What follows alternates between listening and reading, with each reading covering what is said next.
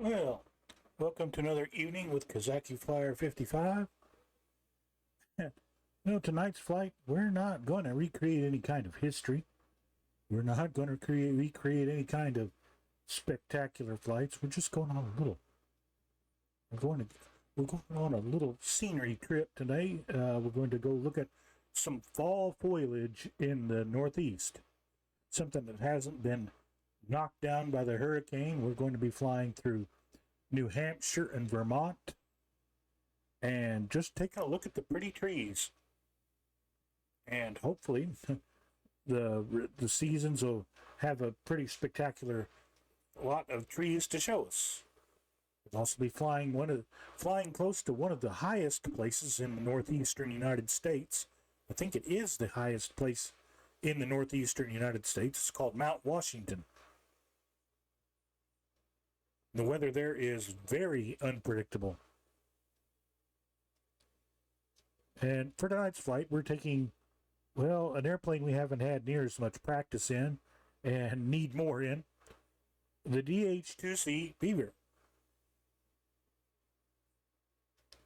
And we're going to jump into the cockpit here and see if we can get her cranked up here in a second. There's the fuel truck.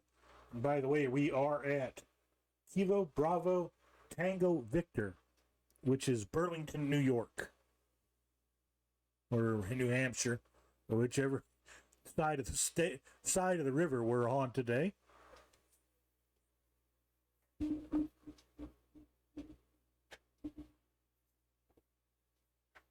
All right. Okay. Jump in the cockpit here. Oi.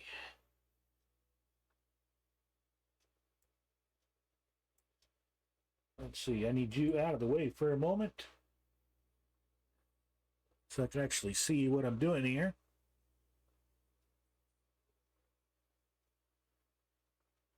See, we need to turn our... There's the cabin light. Nav lights, beacons. Battery on. Alternator on. Instrument lights on. And map light. Okay, we need to select a fuel tank here. We'll start off with the front. That's this one here, I believe.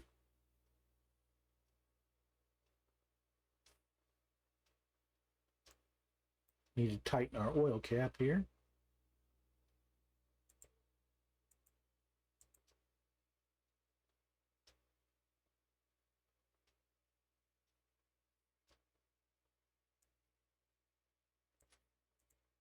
Don't think we'll need the cabin heat just yet, although it is getting to be fall and the days are kind of cool in the mornings.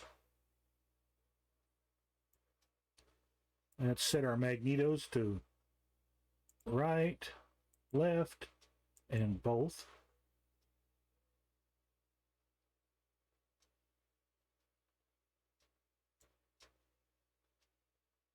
We need to look to the left, look to the right. Damn other views. And I just want to look left and look right, buddy. And here comes the sun.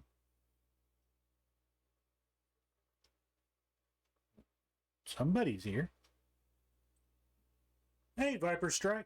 Welcome to Upper New York. Borders don't really matter. And got the lights on. Let's see, fuel booster on for a second.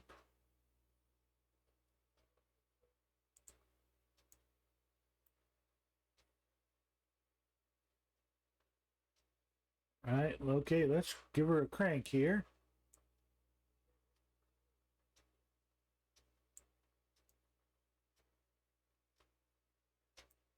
Better leave that fuel pump on. Looks like.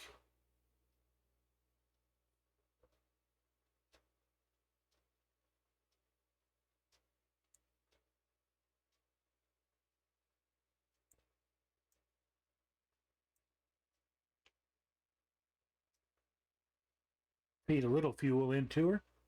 There we go. Now she's up and running.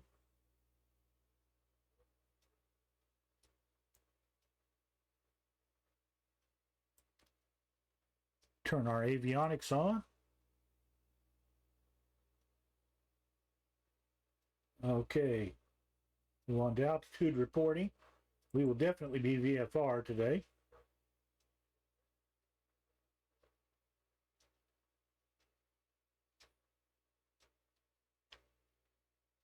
I'm going to go ahead and set the altitude select for, let's see, 1, 2, 3,000.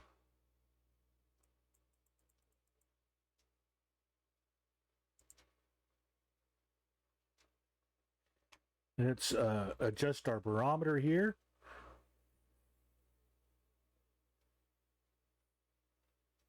Okay, we're at 300 feet altitude. Okay, there's our manifold pressure and our RPM is indicator up here on the top.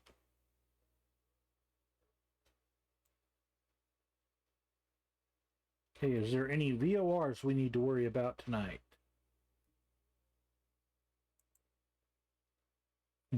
There are no VORs at the airports we're using, except way across on the other side over by Augusta State. That's where our water landing will be today, at Augusta Lake. Okay. METAR here is winds are 120 at 3 knots. So we will need runway 15, which is okay to our right, taxiway Charlie to, and we'll stay on Charlie all the way up to taxiway Bravo and take Bravo down to the end of 15. Big Bend Park. Oh, that's beautiful country down there. Wild and rugged and full of rattlesnakes. Having stepped on a rattler before, not something to look forward to. Okay, let's release our brakes here.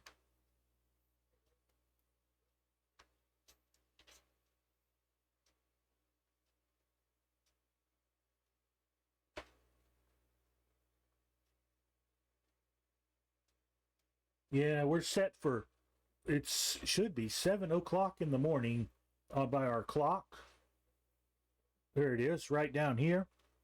7:05 mark. Which is good and convenient. Because it'll take us a few minutes to taxi to the end of this runway.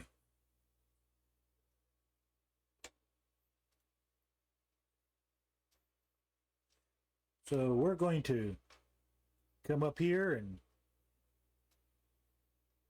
take Charlie.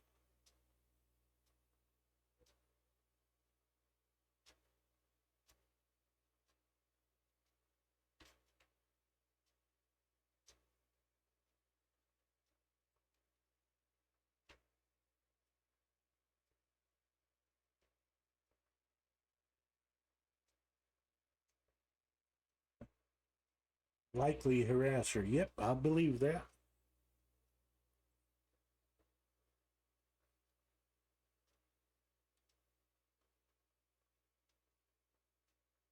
I just hope you had a good flight today, Viper Strike. I was feeling kind of down and didn't boot up the sim till later this afternoon. I watched the Alabama game last night and I got exhausted just watching that. Okay, this is Bravo. Let's turn to the left.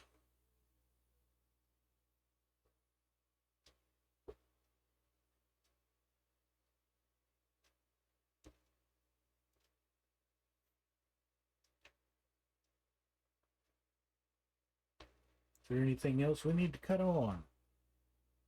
Landing light and strobes. There we go.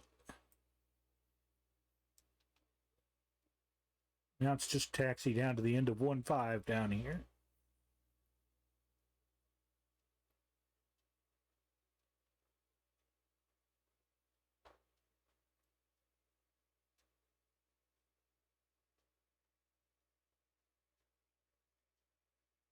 Oh, that was Colonel Fork back there. Welcome aboard, Colonel Fork. I just hope we don't run into the tree that you ran into a couple of years ago.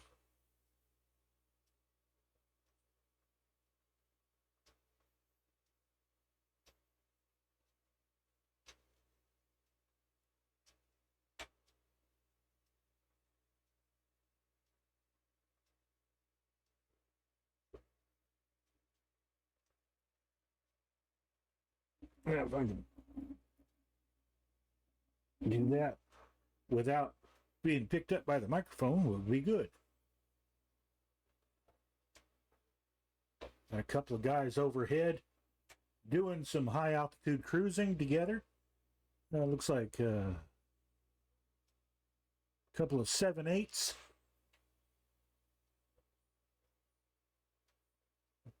It's nice to see parallel contrails. Haven't seen that since a couple of tankers were refueling fighters at 20,000 feet.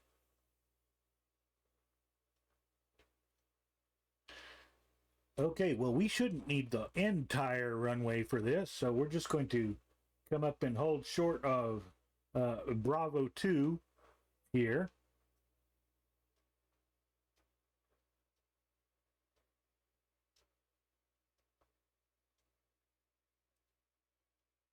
This is the ILS hold short line.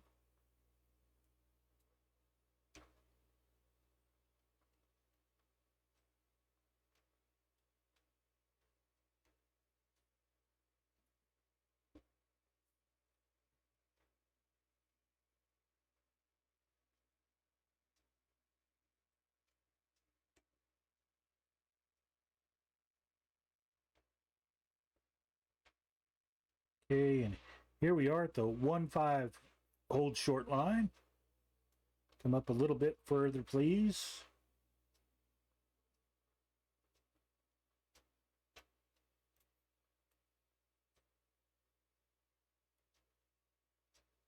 All right.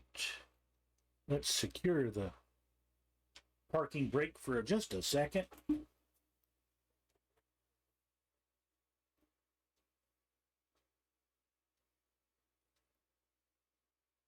Colonel Fork looks like he's taxiing down this way. No worries, Colonel Fork. We're not in any hurry. I've got some stuff to push buttons myself here. Put some music on in the background and hope we don't kill each other on the way out. Let's see. Nuke that. Yes, please. That. Yes, open that.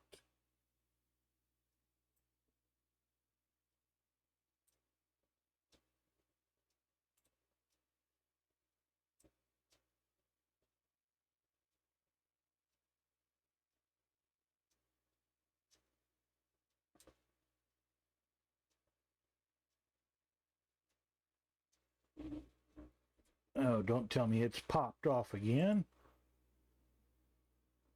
And it did.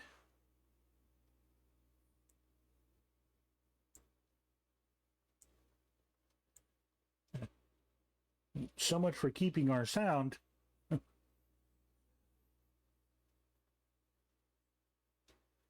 we've got music to listen to anyway. Well, it thinks about it. And we can sit and watch Colonel Fork taxi this way.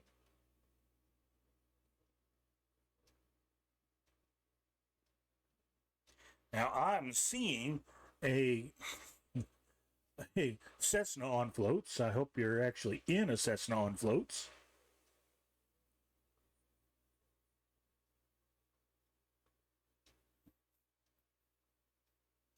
Excellent. That's at least a start. Well, our initial heading is going to be approximately 108 degrees. We're going to be flying, call up my map here, zoom out. Our first stop is 69 nautical miles away. It's a little bitty, well, it's not a little airstrip, it's a decent sized runway. It's paved.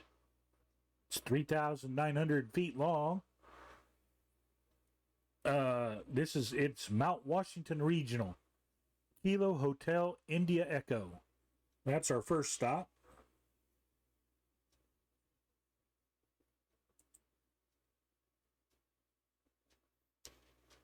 And I should have left things alone when it was working.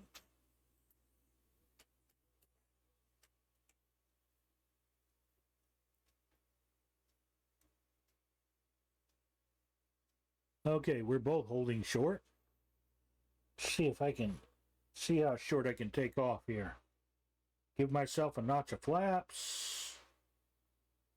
Better give it 2.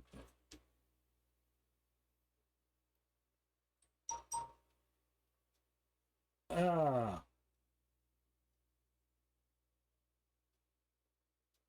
it's trying to put the sound back in. Okay, brakes released.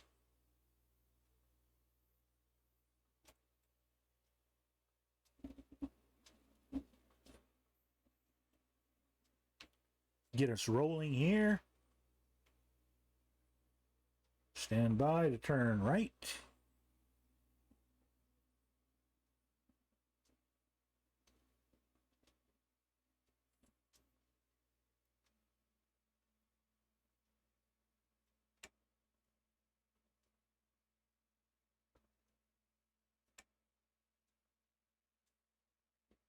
What a pretty morning to take off. Sound or no, sim sound or no sim sound, this is beautiful.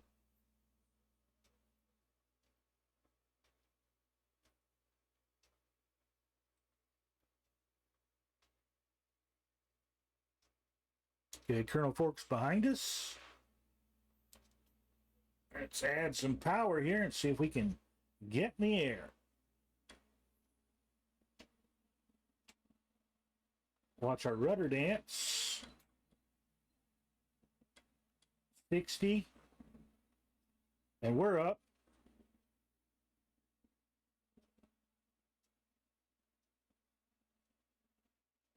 Gear coming up. Okay, gears up. Flaps up.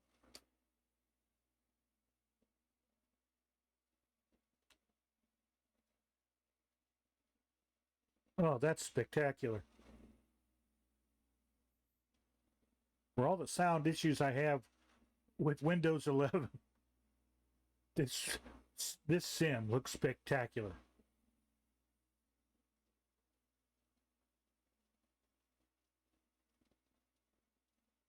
Wow.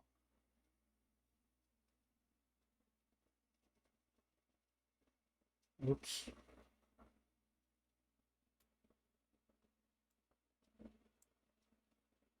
Okay, we'll turn the autopilot on.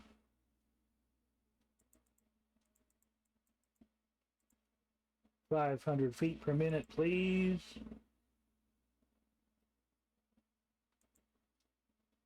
And fly the indicated heading, if you don't mind.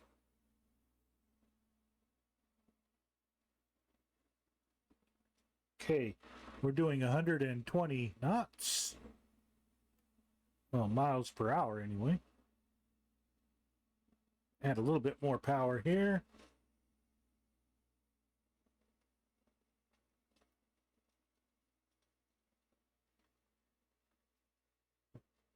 And Colonel Fork is up with us. And now we get to enjoy this beautiful scenery here in upstate New York and New Hampshire.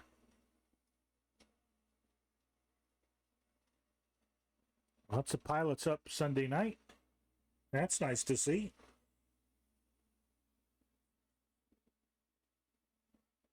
Okay, we're climbing at a pretty steady rate here.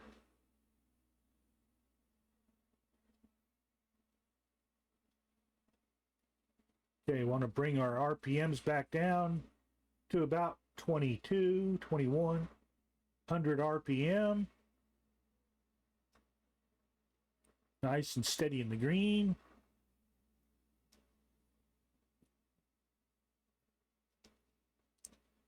Get our manifold pressure in the green up here.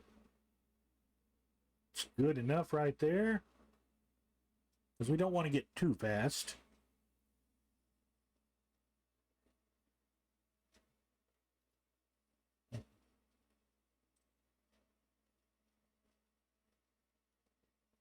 Beautiful morning mist.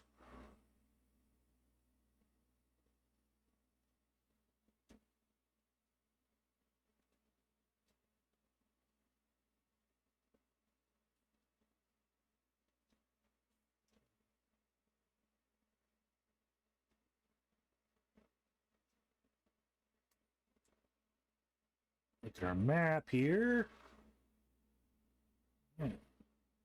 We are on our way. We will need to adjust for windage.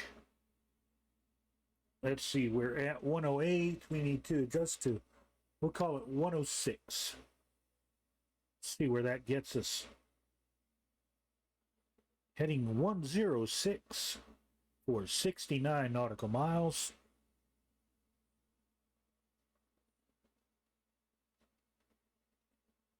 And I hope we climb fast enough to get over these hills.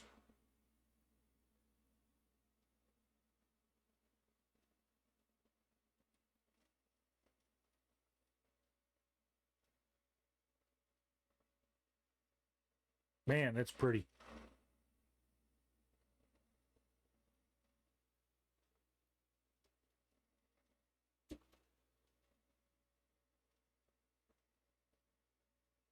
Okay, maybe this is the best time of year to look at some fall foliage.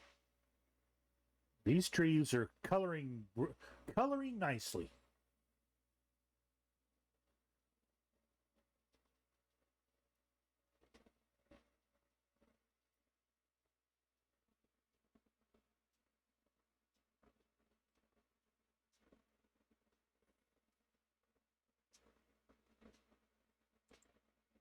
We'll go with 4,600 feet or 4,500 feet, because I don't think 35 is going to cut it. And we're passing through 3,000 now, and that's a pretty tall looking hill up there.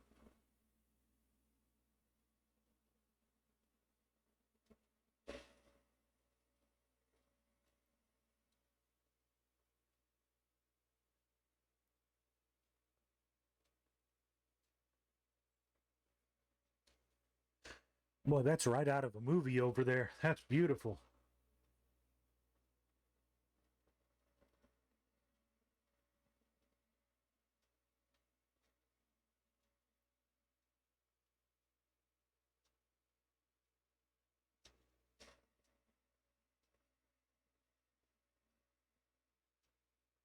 Right at 100 knots climb rate. Not overtaxing our engine at all. Matter of fact, we can goose it a little bit.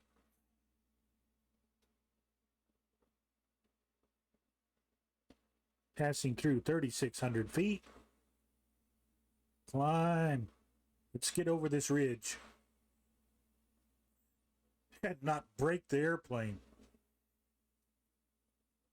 5,500, you say, Colonel Fork. Okay.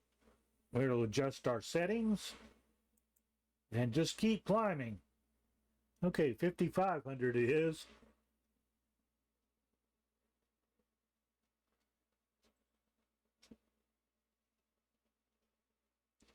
Ah. Well, trust your charts. There's a reason they add the numbers to those charts. They're not doing it for the inconvenience of the pilot.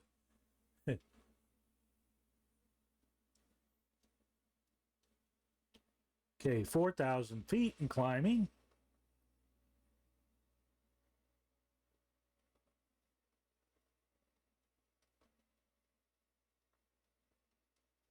And just a nice steady 500 feet per minute. No reason to climb any faster.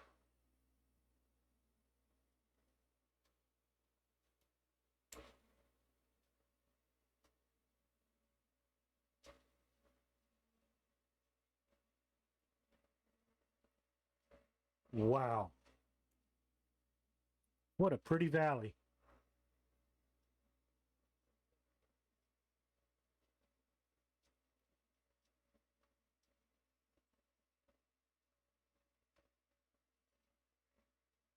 And the mist isn't hiding our trees from us, at least.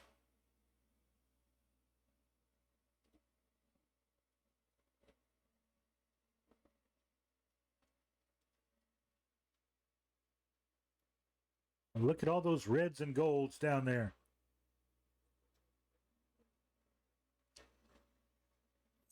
Somebody is going to be heading out into the woods with their buckets and collecting tree sap pretty soon. Probably right after the first frost. Speaking of frost,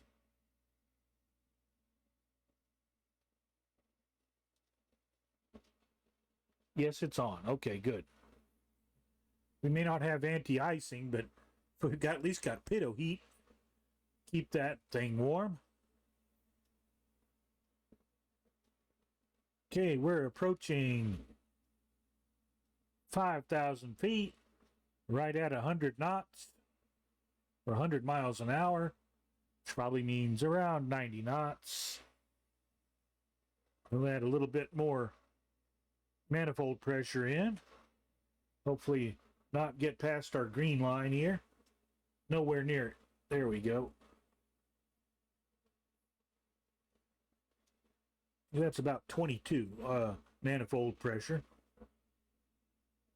Holding right steady at 2200 RPM. And watching our front fuel tank drop.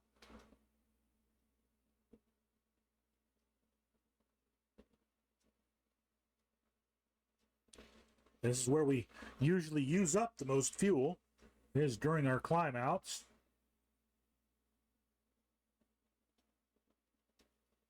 Okay, there's 5,400 feet. We should start to level off here in a minute.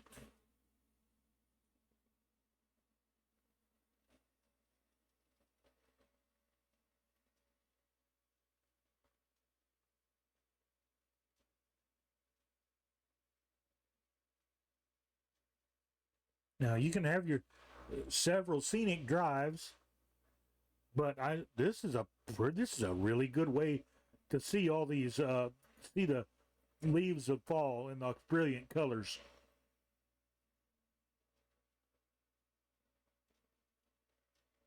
As the sun comes up, the mist is starting to start to burn off.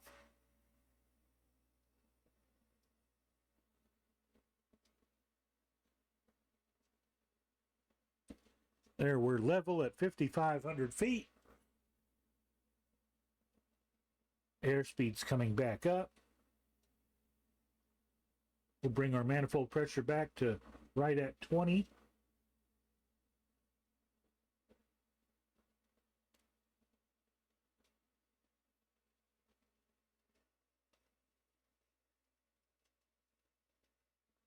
Should give us an indicated airspeed between 115 and 120 knots.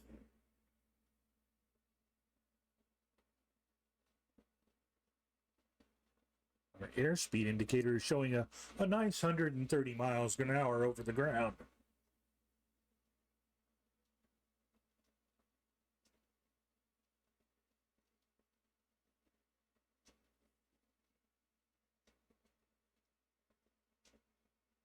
Are there any close VORs? There's one.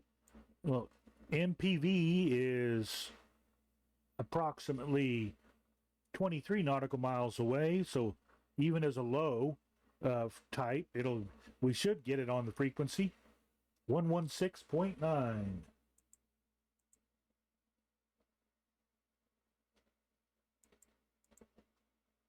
116.9. There you go. Switch.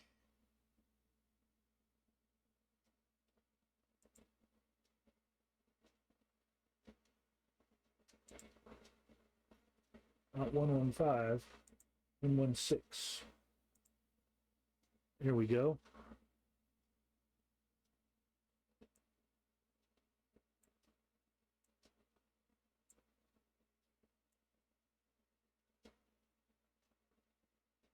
All right, now it's reading from.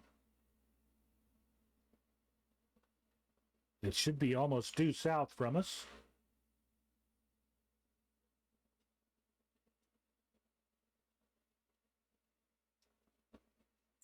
There it is, right at 180 degrees.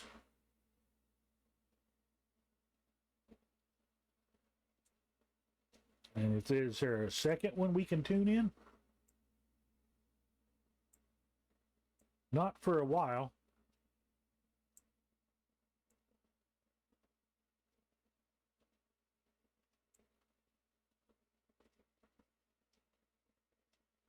The next closest is the one at Bangor, Maine.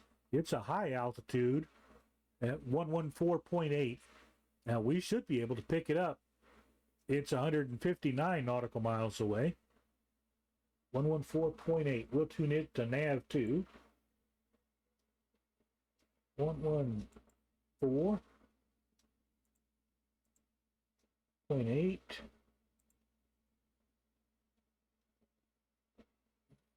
Okay, now we'll. Okay, there's the 2. Any second now. There it is. Right at where we're pointing. Just about.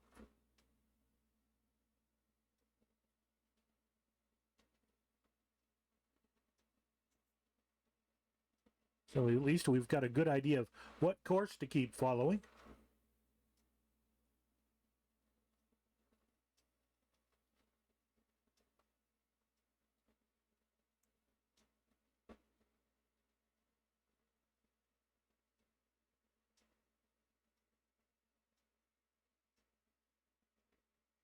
And no, we do not have any DME in the airplane.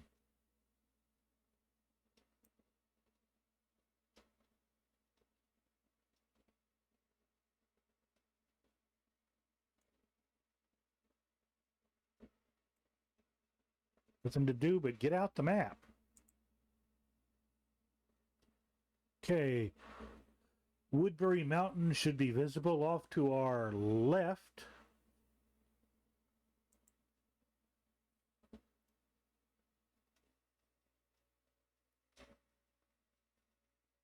Yep, there it is. Right next to the lake over there. Okay, that tells us where we're at on our map.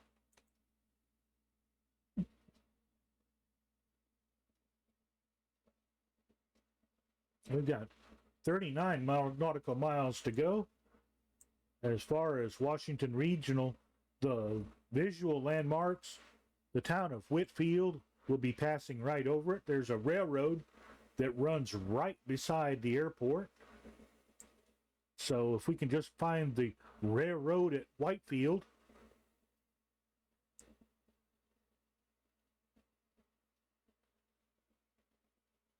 and descend in the valley there, just keep that railroad in sight, which should take us right to our airport.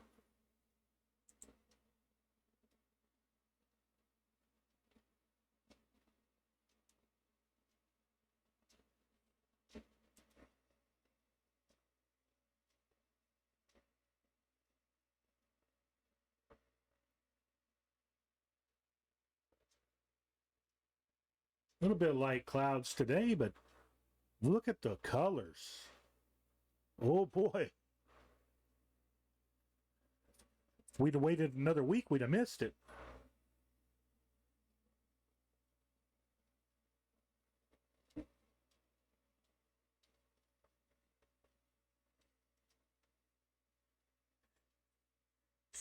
And from everything I've heard, they're not going to fix that either.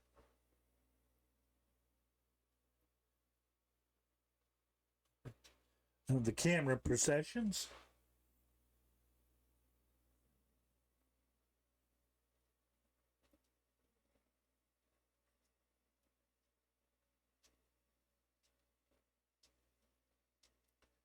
Okay, those lakes make a C.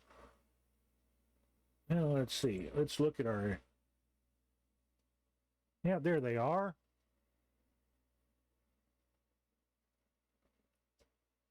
Okay. We're going to be crossing right over Joe's Pond.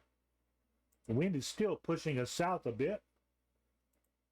So instead of 106,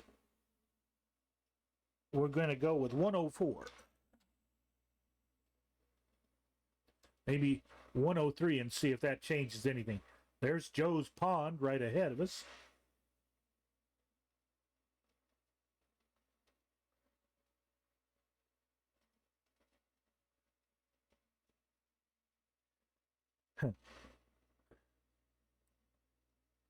It's at least a bit more than a pond.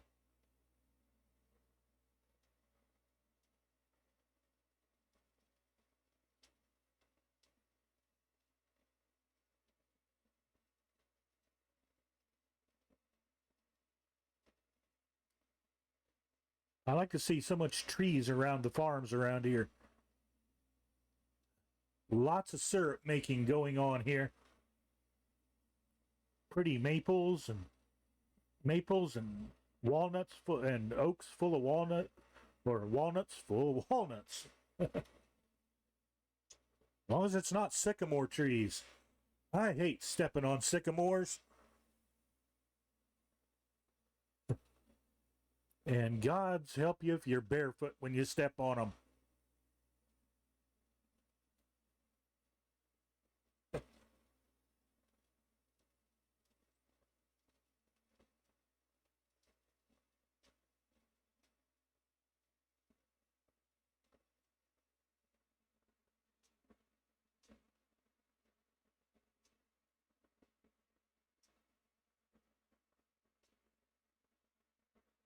Let's keep an eye on our map here. Look for our next visual waypoint. Coming up to the town of Danville as we cross Joe's Pond here.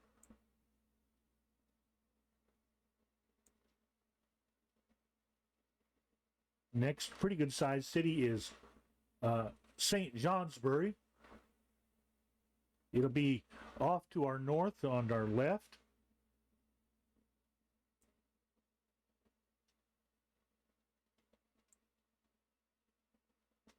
And from there, it's not too much farther.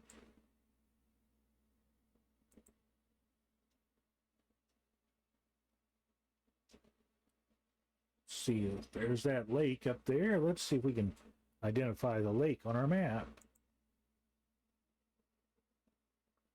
Yes, there it is. The Moore Reservoir.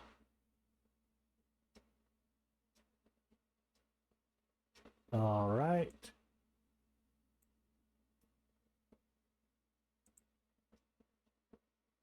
Okay, 103 may have been too steep. Bring it to 104 then.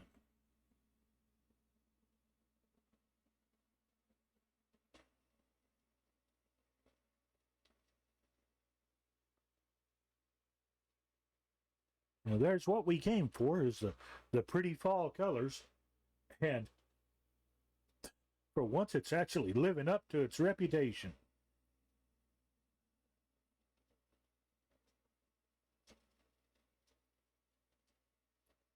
The roads are visible, the leaves are beautiful, and the hills are just distracting enough to keep you busy, keep your navigation on your toes.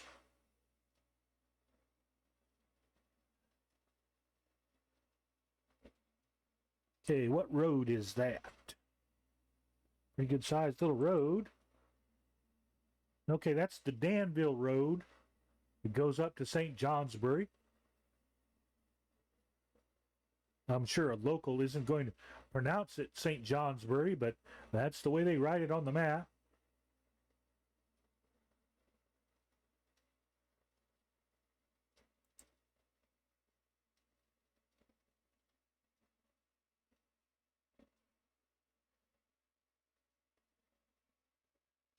Now, Colonel Fork is going to have some pretty interesting scenery up around his part of the country here in a couple of days anyway. Let's see. Okay, we're getting kind of low there. Let's switch tanks.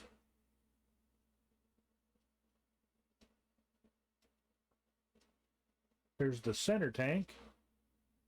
Go to the rear, please. That should give us right there.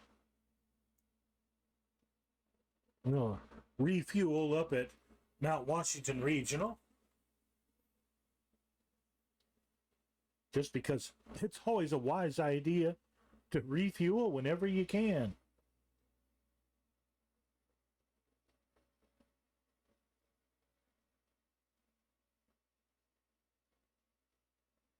Okay, there's St. Johnsbury right below our wing, our left wing here.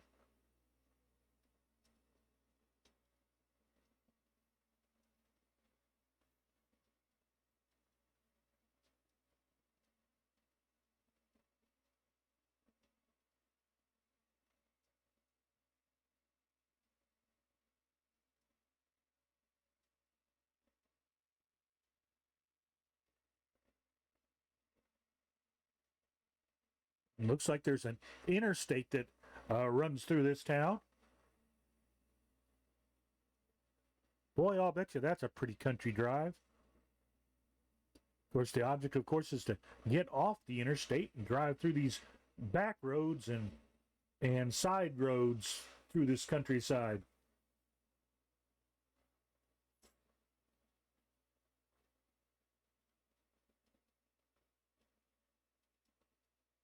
Yeah, I just hope the art of tapping maple trees and collecting the sap and cooking the sap down to make syrup isn't a lost art.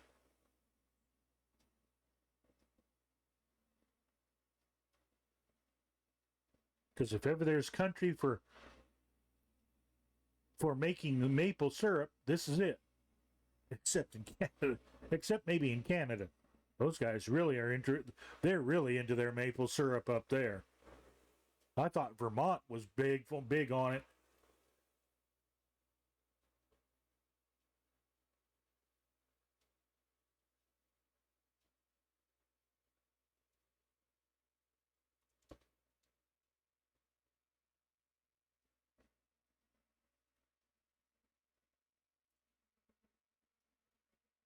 Okay, let's get back in here and tell the autopilot to start taking us down.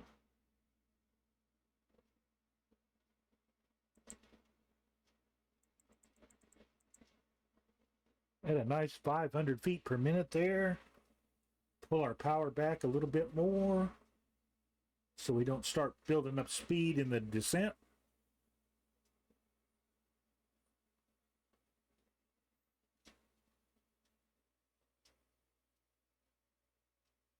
Okay, there's the reservoir.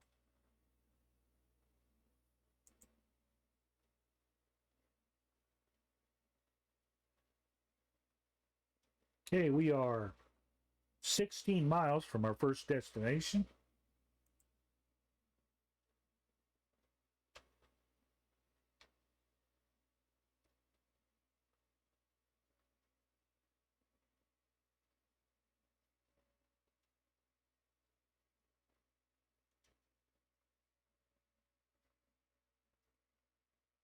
I really can't get over how pretty it is up here. I hope Murph finds the time to schedule a flight through the northeastern United States soon, before the next couple of months are out, and take advantage of all this fall foliage.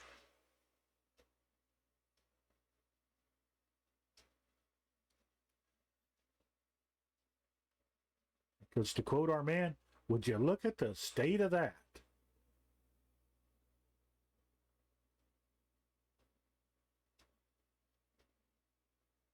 Okay, there's the reservoir. You can see the impoundment down off to our right.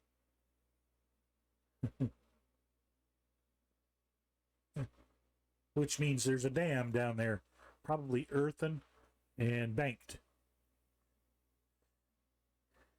There ain't any in North Carolina holding their banks today. I'm kind of nervous that all that water has to go somewhere, and it's in the North Carolina, Tennessee Valley. It's right into my river. So here in a couple of days, it's all going to be in my lap. But that's what we have the Tennessee Valley Authority for, is to regulate the river levels and make sure there's plenty of room in the reservoirs for the water coming down.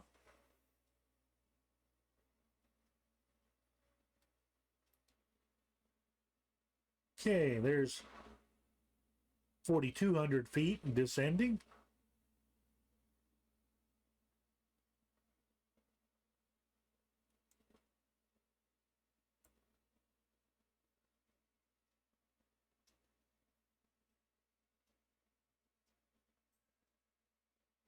There's a guy got a nickname after my own heart. No more money. Hey, it sounds like me. At the end of the month, definitely no more money.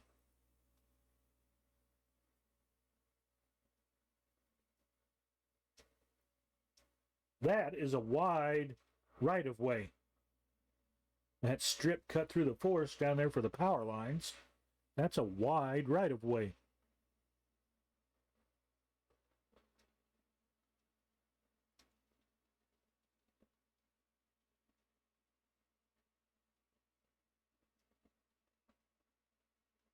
Okay, there's the river. Okay, that runs to the north. Going to be another river that'll take us right into Whitefield, where we'll pick up the railroad.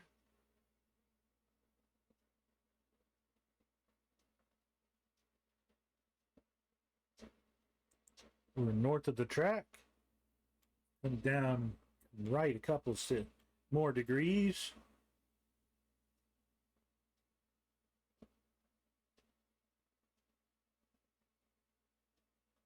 With all these hills, you could pass within a quarter of a mile of your airport and never find it. Yes, Colonel Fork, you really need to, because Michigan is just as pretty as Vermont up here. And Michigan don't have to worry too much about running into things.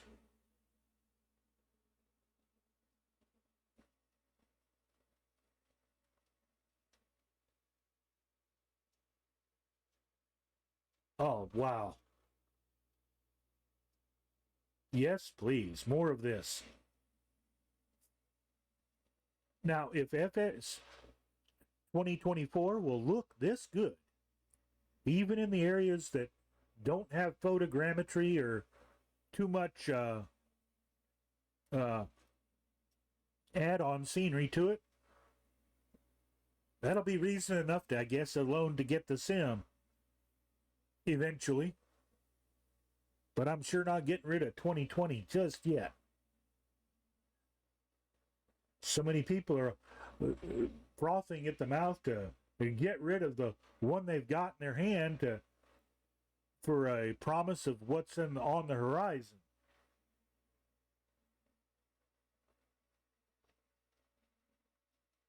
Okay, there's the right-of-way.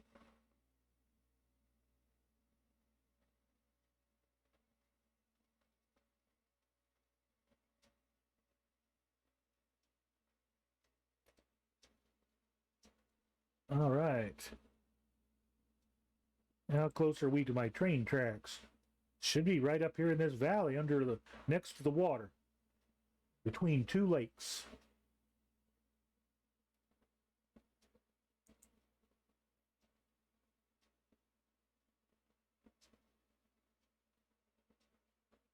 Okay, there's one lake, and there's the other lake. We should be coming up on our train tracks. There's the power lines.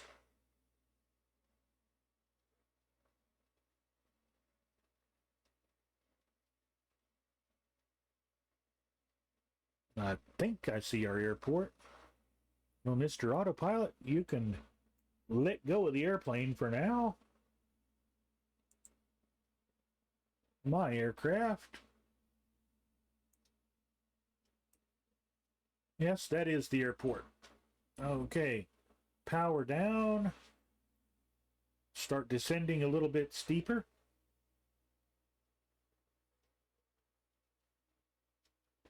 While we come down, Mount Washington's regional is winds are calm, 000 at 0 knots. So we can come straight in.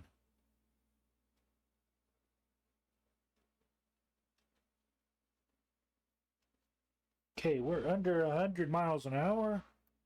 So we'll extend our gear there. Yay, amphibians.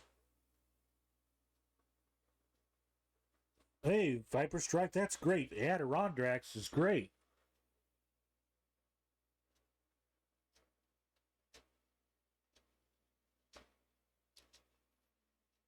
I went through there during the heart of summer. I'll bet you now it's going to be beautiful. You know, there's our airport. Hello, Mr. Beacon. Thank you.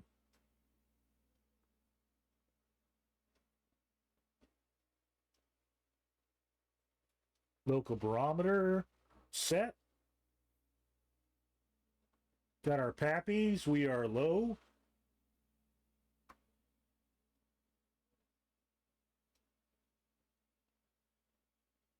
We'll just hold this until we come up on the, get a white light here.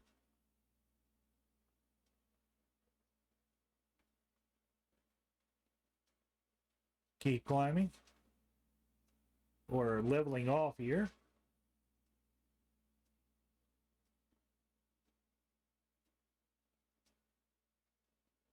Sit up straight in our chair.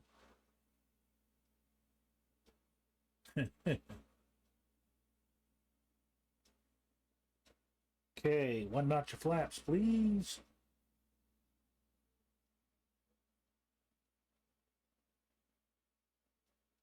Still getting red over red.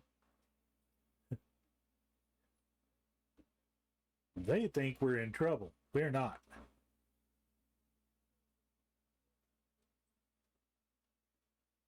Throttle back. 80 miles an hour. 70 knots or so. More power. Coming in over the threshold at the lake.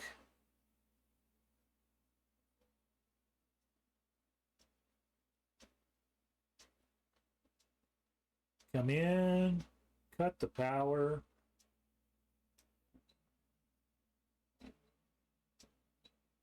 And we're down.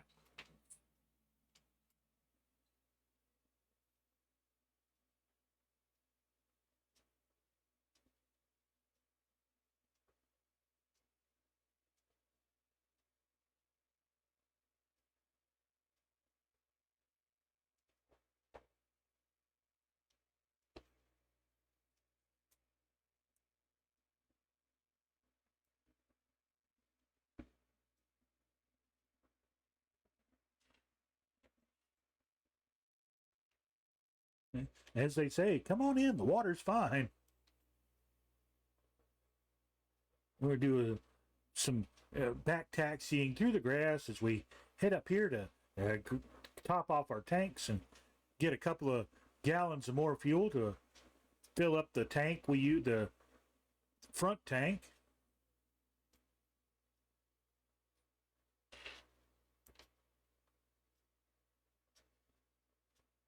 Well, they are civilized. They have fuel here.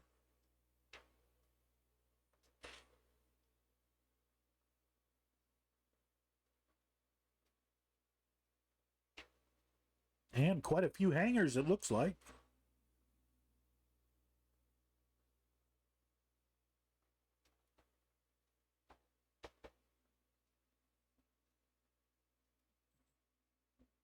I'm kind of glad Mount Washington isn't living up to its usual hijinks. The weather there is usually fairly rugged this time of year. And as it gets closer to winter, it gets even more rugged. And we'll just taxi over here to the fuel station as Colonel Fork makes his descent.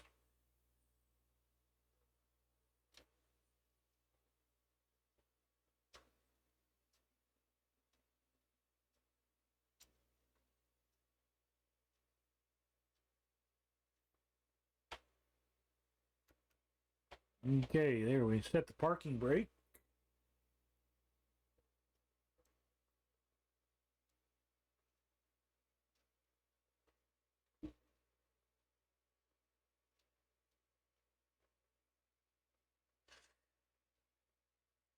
I need to make a little die cut thing that I can put over that little knob so I know which way it's pushing the camera.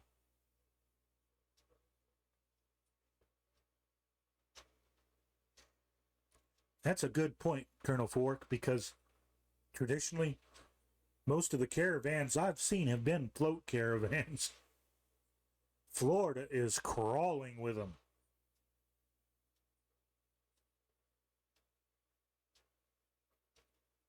While we watch Colonel Fork come in, since it didn't pop up on its own, we're going to refuel by hand.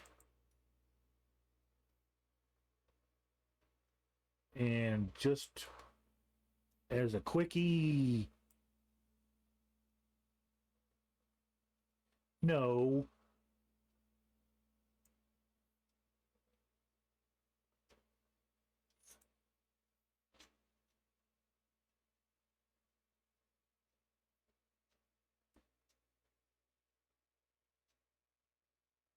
This is actually a fairly nice airport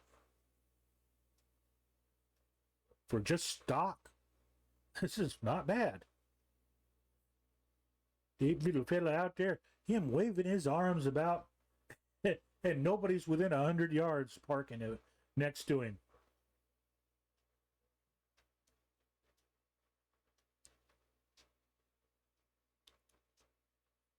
I hope they're paying him more than minimum wage.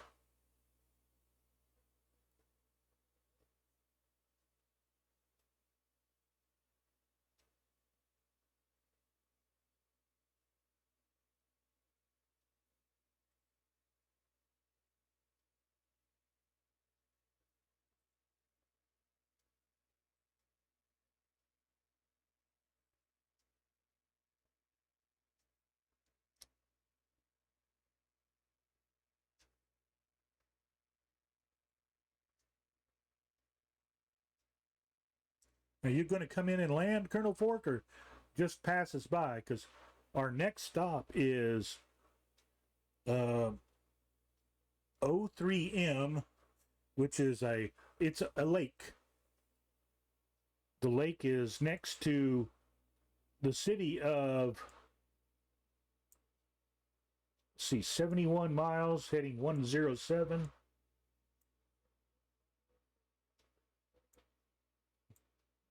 Lakeside Marina, next to Manchester.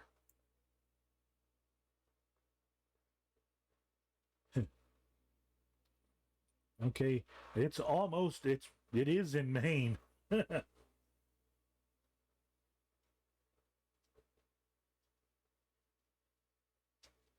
So we'll cross out of Vermont and pop over into Maine for just a little bit. All right, let me clear the gas station here.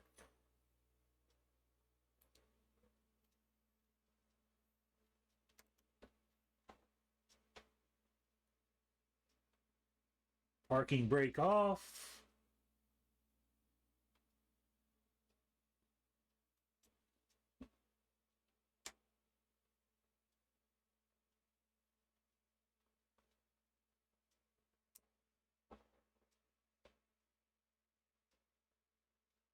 No, but we do not want to park here. We're just gonna come up here and wait for our friends. Eek! Disappearing floats!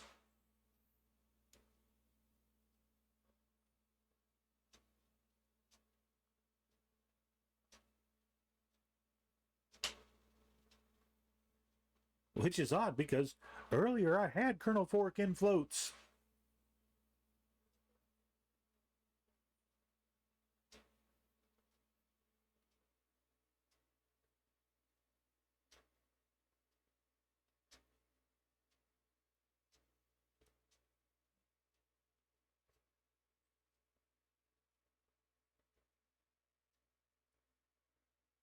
Okay, just a quick look.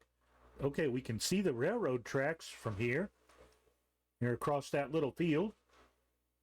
And then beyond the railroad tracks is a power line, a set of power lines. We don't want to run into those.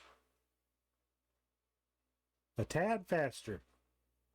I can't believe I'm outrunning a Cessna and the Beeve here. We can always slow down.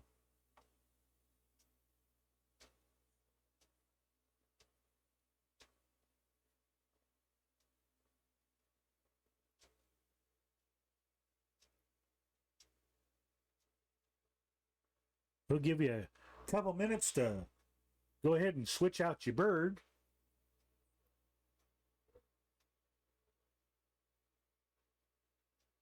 If you've got the Nardi, I would recommend the Nardi. Believe it or not, it's a great little seaplane.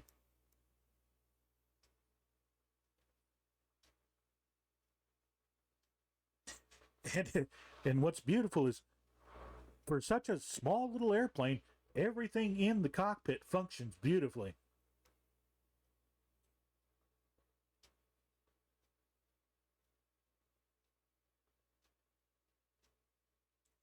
Ah, the Norseman has floats. I wasn't aware that they had one of their variants with floats. Because I didn't get the Norseman. I got the Beaver and it solved all my needs. Goodness gracious, I even watched a Godzilla movie that had featured the Beaver in it.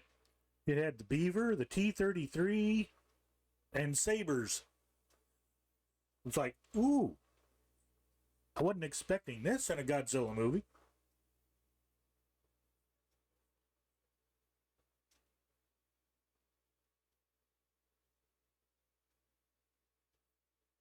If you're feeling really frisky, you can always grab the DC-3 on floats. Although the Duckworks mod doesn't apply to it.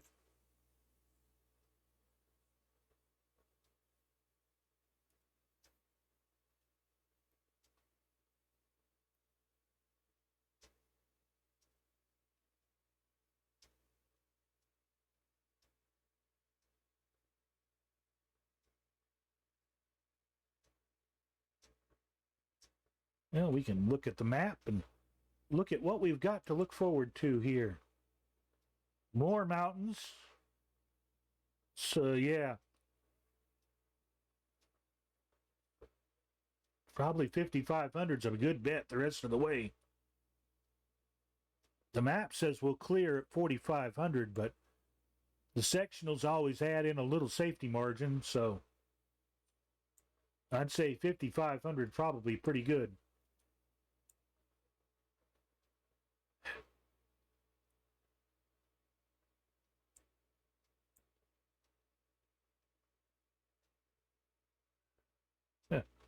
Okay, that's a tall peak. And it's called Caribou Mountain. We'll be passing close to it.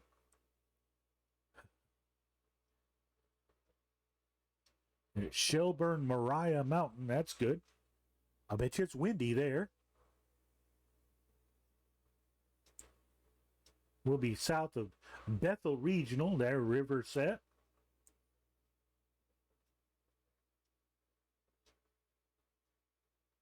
Then we'll pick up our friends the railroad tracks for a couple of minutes.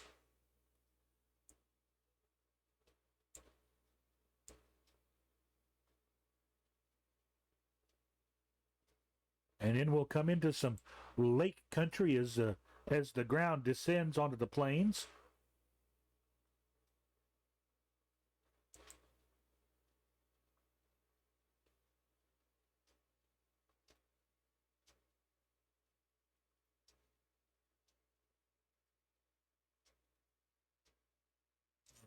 I'd say the bird dog on floats is just probably a little slow for the bee. Well, I think if I slow down, I can keep up.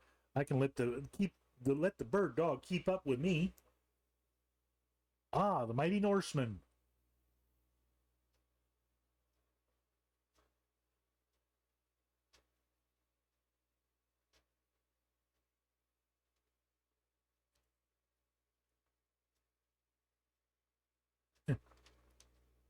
Well, at least if it's got to show me something, at least it's pretty something to look at.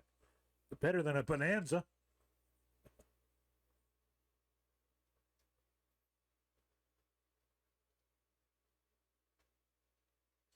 I'd rather look at a P40 any day than at another bonanza.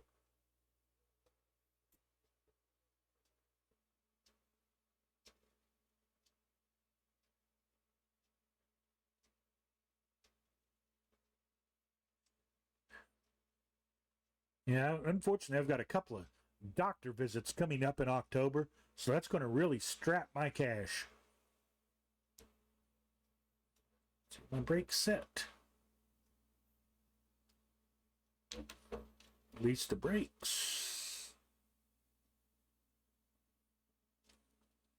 No, there we go.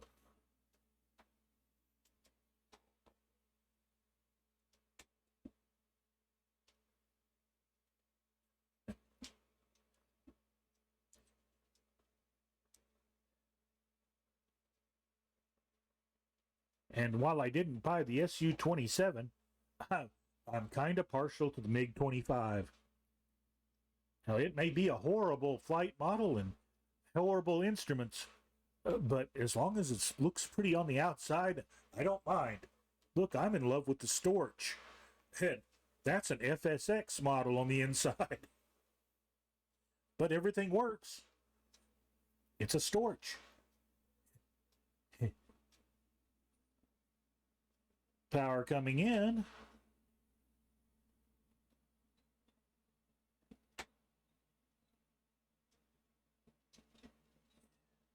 $60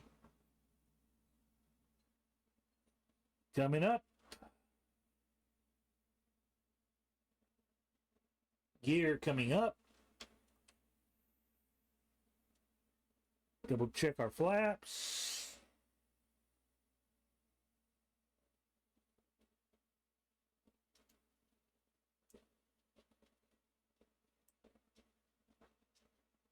Okay, heading 107.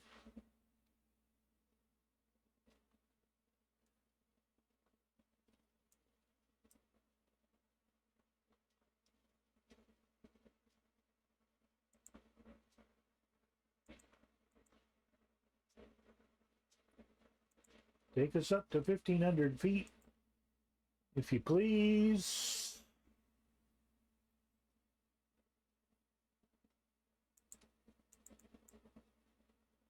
$500 feet a minute.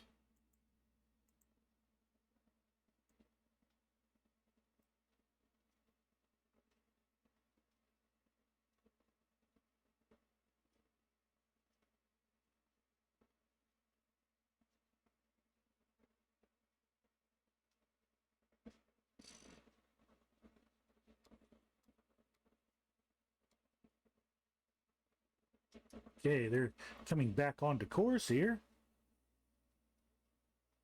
Luckily, it's down this valley here. So those are pretty good-sized hills on either side of us.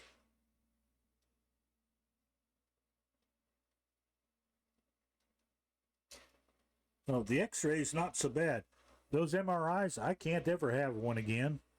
I've got enough metal parts in me that if I had an MRI, it'd rip me apart like getting a lure out of a bass. It's like, ouch. I'm glad to see the fog is burning off.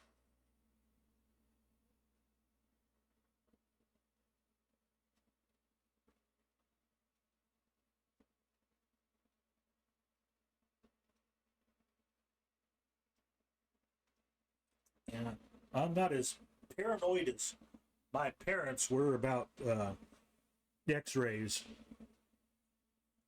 I've been, if I was going to get contaminated, I've been way closer to a lot worse things than X-rays over my career in manufacturing. Just the chemicals we were exposed to would make a current OSHA man faint.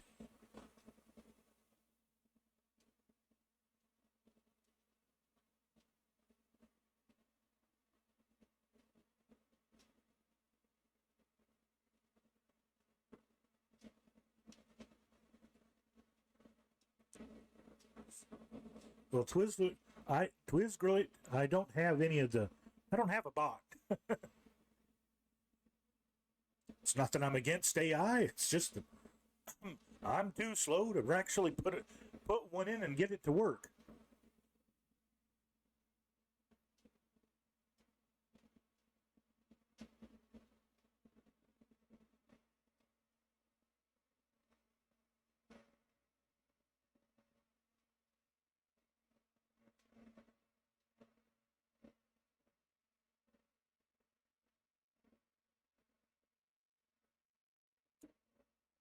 Okay, passing through 3,500 feet, climbing to 55. Add a little power back in, pull the mixture back a little bit more.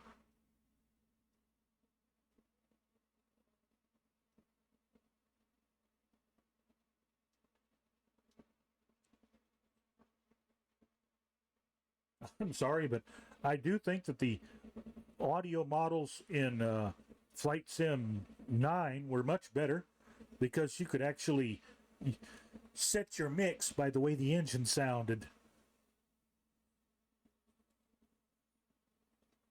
You didn't need an EGT or an exhaust gas temperature gauge. You could just listen to the motor and set your mix.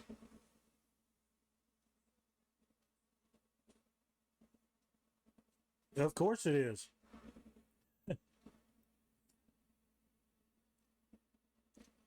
The Norseman was the last airplane Glenn Miller ever took a trip in.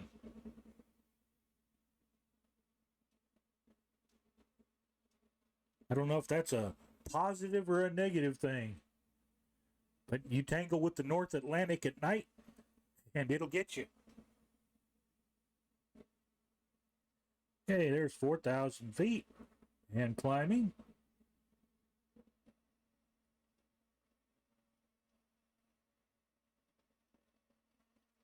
Let's follow this road a bit. How are we doing with that? Okay, the road goes up to, there's a little airport up here, a grass strip called Gorham 2G8. That'll be off to our left.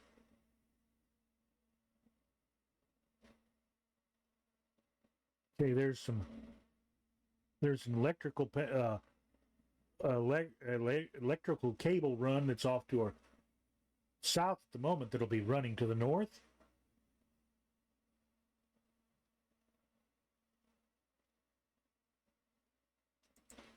Matter of fact, we need to probably come a little bit to our left as it is. Let's see, we're set for 103.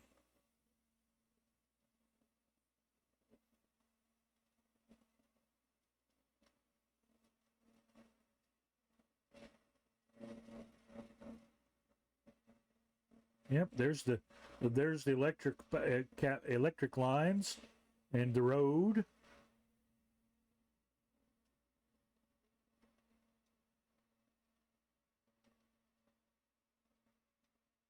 See if we can see the grass strip from up here.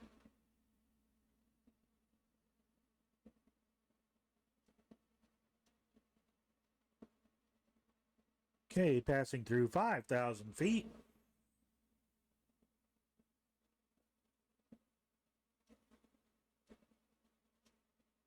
One thing about the Norseman is I do love its landing gear.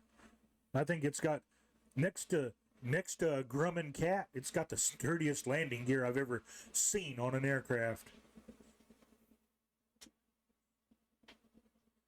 it's so chunky.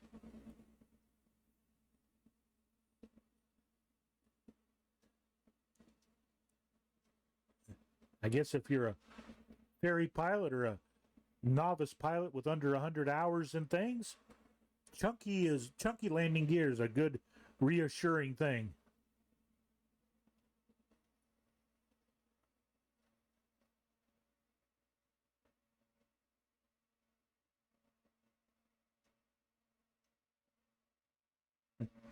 I like seeing that down there toward that part of the coast. I see a 152 down there, a Baron, a couple of a DA62. I'm glad GA is getting some love. Okay, we're level at 5,500.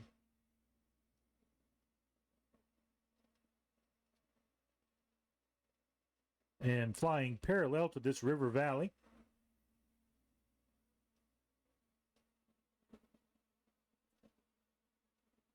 How far will that take us?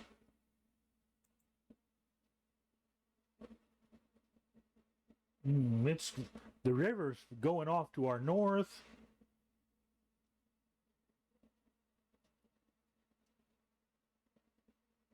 We'll just kind of hold what we've got for the moment. Okay, we've just passed Mount Washington off to our right. 1,917 meters tall.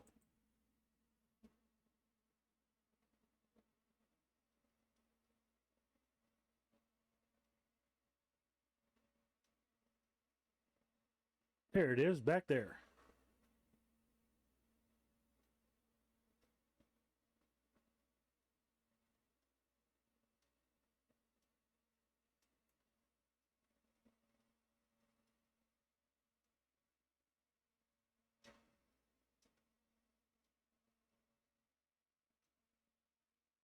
I am loving the trees here. These trees are brought to you by Rex AccuSeason. This is one of the better little mods for the sim. Wasn't that expensive. I think it was like, I bought it for like $10 or so. And it really changed the way the terrain looks. It's horrible to update, but you get a stable version running, leave it alone. Don't worry about it. Just let it update itself as far as the actual files goes, because it doesn't auto update itself. It just downloads what it needs to give you the terrain you need.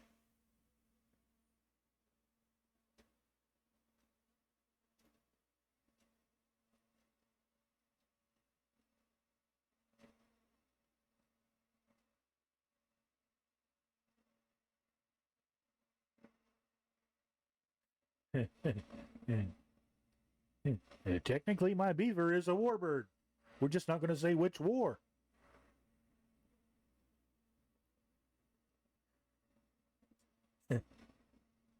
But generals do like their comfort. And the beaver is, if nothing else, it's a very comfortable airplane. And you can see we've got our canoe strapped to our struts. The paddle is even strapped to the other pontoon.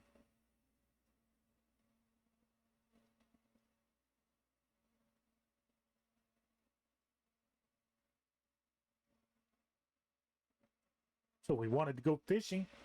We're all set.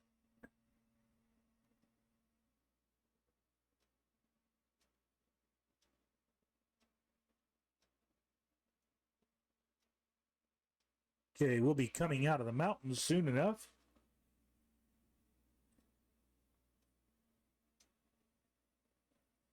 As we start to leave Vermont behind and head for Maine.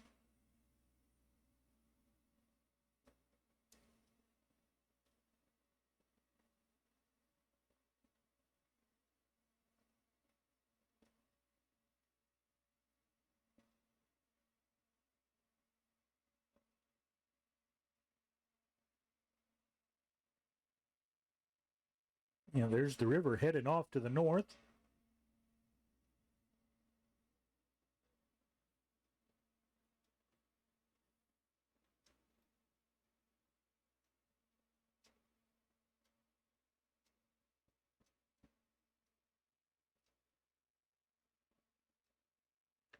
These are just some pretty views up here.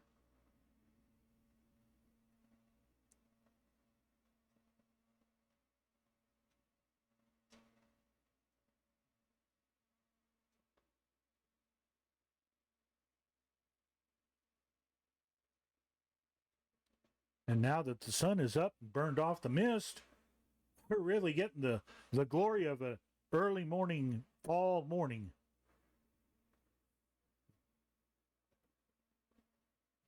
This is the kind of morning me and my brother used to go squirrel hunting on. Which for us meant driving out into the countryside, parking the truck, walking about 3 or 4 miles back up into the woods, finding a nice tree, and sleeping.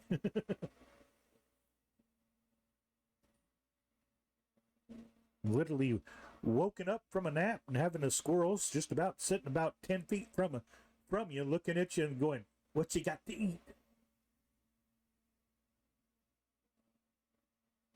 I've literally had deer do that to me. I was hidden in a cedar tree and about 5 or 6 does come up and just sniffed and sniffed and sniffed. They knew there was something inside the tree, but they couldn't figure out what it was. But neither were they scared of me.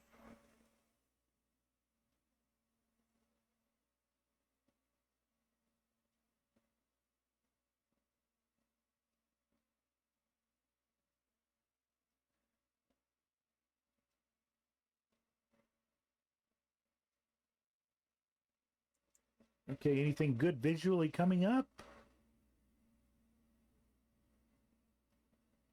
Well, we've got a little airport about 22 nautical miles away. And Bethel Regional is off to our north, 6 miles to our north.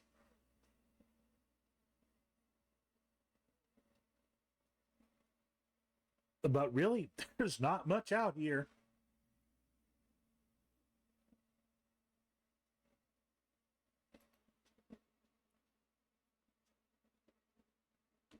Putting in a couple of inches of manifold here and see if we can catch up with Colonel Fork here. No reason to go so slow. We've got a long way to go.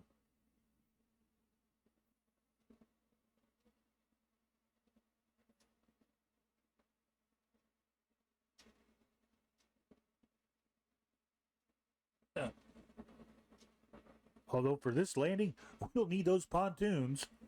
What we won't need to do is extend our gear. That's going to be a no-no.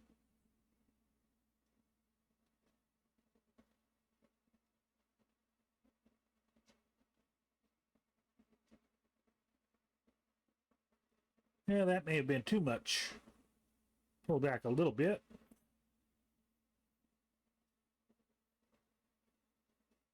Keep us right at about 120 knots there. 118 or so, that's good.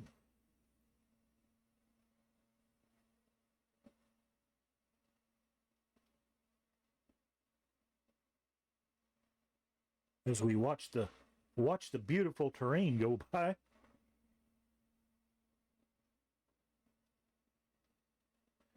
The mist is burning off, but the clouds are rolling in.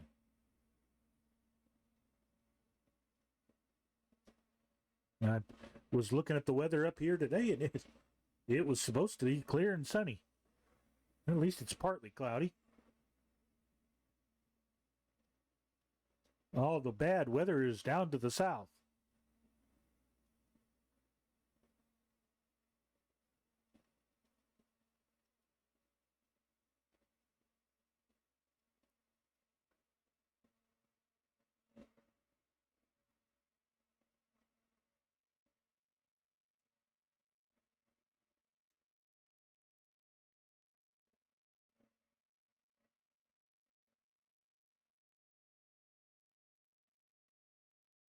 I like these mountainous hills. There's just enough to give you something to fly around, but not anything that's actually going to reach up through the clouds and swat you.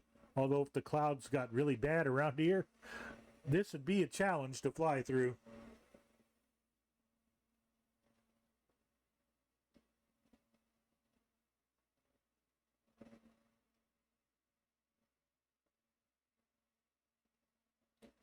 Of course, if you were flying through this in bad weather, you probably wouldn't be more than about 500 or 600 feet off the ground anyway.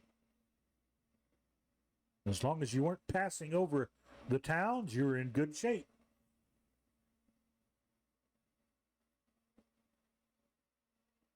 It's only passing over town you'd get into trouble with those paper pushers.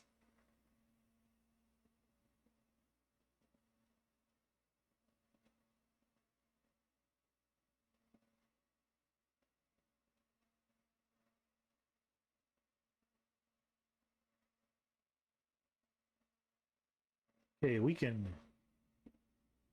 start heading down a bit now. I don't think there's anything too tall to get in our way. So we'll set that for about, go ahead and set that for 3,500 feet. Go ahead and descend at 500 feet per minute. All right, go ahead, take us down. Pull back on our throttles a bit.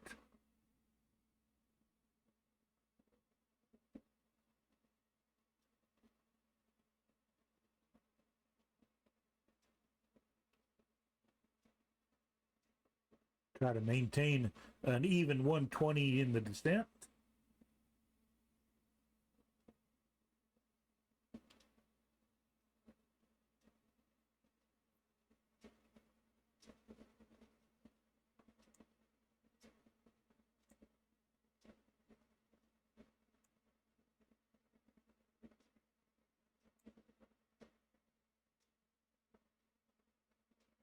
Okay, VOR2 is still set Bangor, Maine, and we're still getting a good signal from that.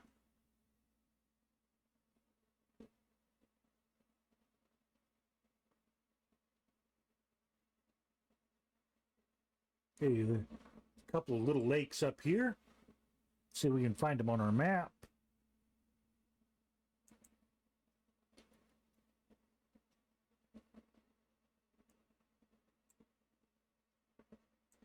Yeah, there they are. They're unnamed.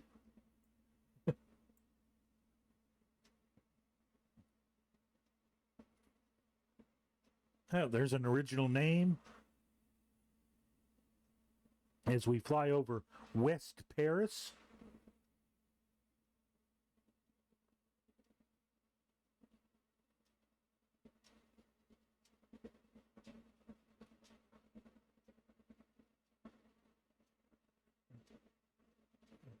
We'll be passing over directly over Mount Tom.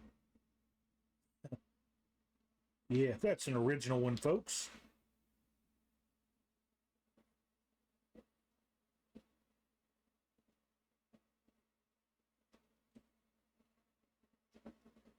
I would almost bet you that the little water runway we'll be landing at up here at this lake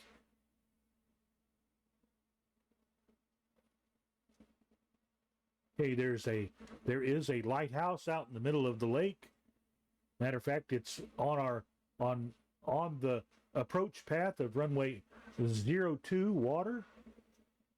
4,000 feet of water runway here, and it's a marina, so there'd be lots of fishing in these waters.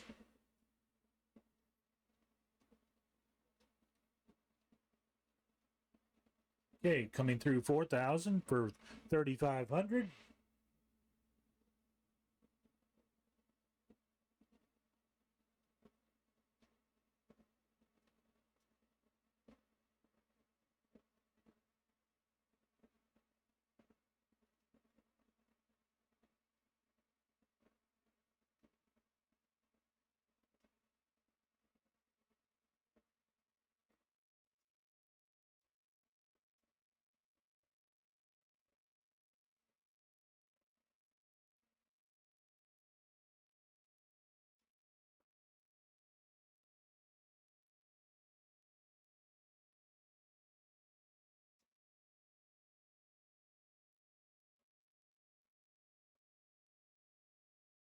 Well, I'm kind of happy I didn't fly this one in advance because I didn't want to spoil the scenery for me either.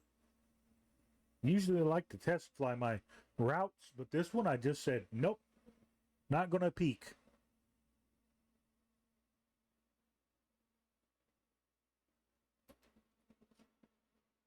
Bring some power back in as we level off at 3,500 feet here.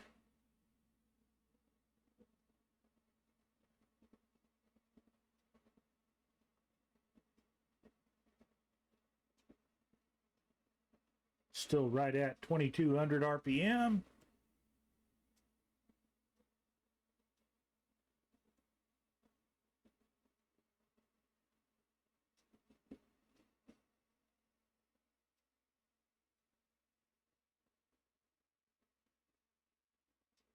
Oh, there's the sound coming back in. Good. Finally decides to wake itself up.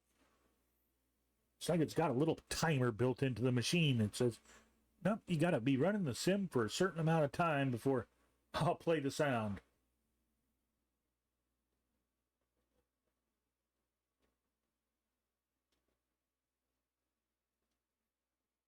No, not a fan of Windows 11.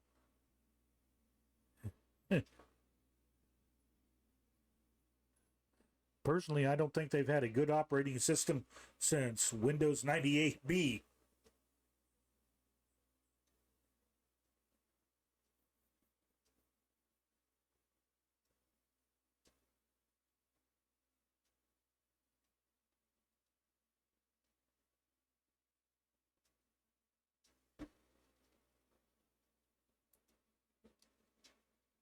Okay, we've got a little C-shaped lake up here. Where is that?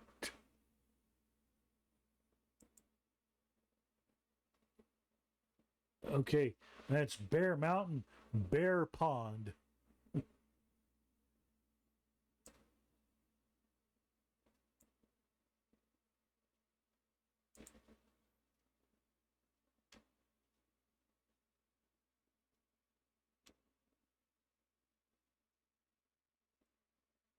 You know, Bear Pond with Bear Mountain right next to it. And so if you can see my mouse, there I'm pointing at Bear Mountain. This is Bear Pond. Which, in my neck of the woods, that's a lake.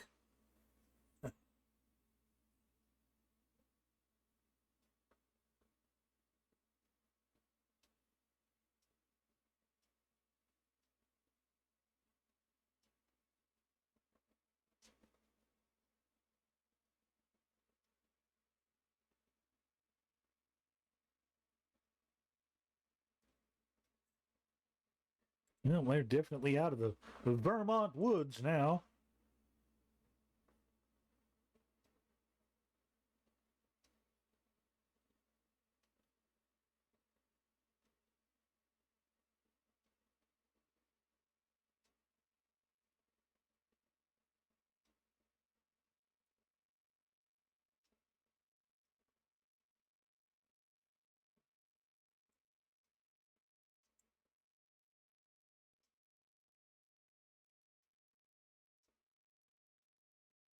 Okay, we're passing over Androscoggin Lake.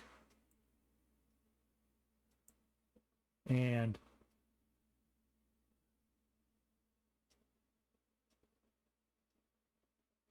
Manicook Lake and Upper Narrows Pond.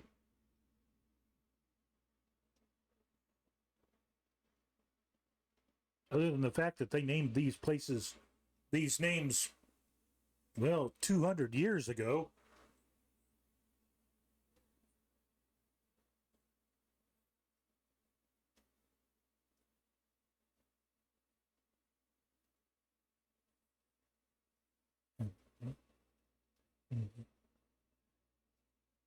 Yep. As they say, welcome to Maine. I was born here. I was born in the northern part of the state. And I don't have them, but I've seen the pictures my dad took when he was stationed up there. The snow was so deep, that you had to exit the barracks through a hole, the hatch in the roof. It was get out and move your Volkswagen every hour and a half so that it stayed on top of the snow. But if you did that, you'd have the only one. You'd have one of the few works or cars that worked. The good old Beetle would carry you anywhere and everywhere. Not counting the Beetle I owned, my dad had two himself.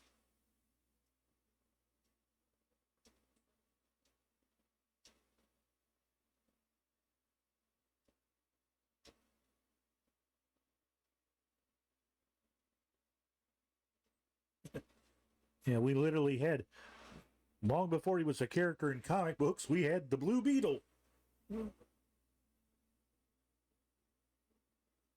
Dad had a blue beetle and a gray beetle with a vinyl roof, black vinyl roof on it.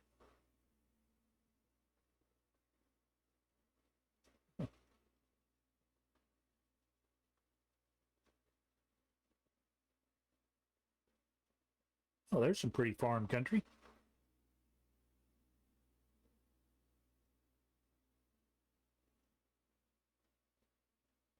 I believe this is Androscoggins Lake.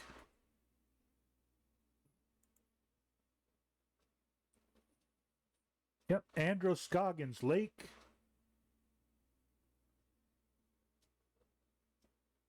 We're 11 miles from our turning point and next landing stop at Lakeside Marina.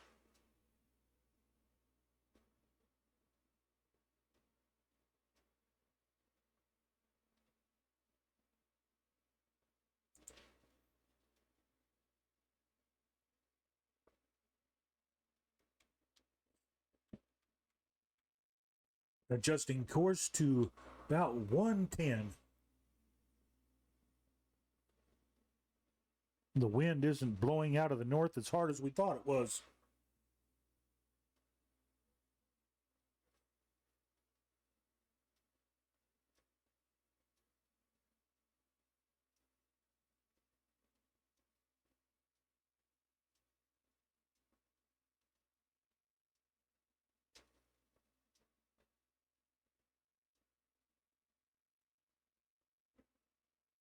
Okay, I can see our lake up ahead of us. It's the farthest lake up there. That one up there.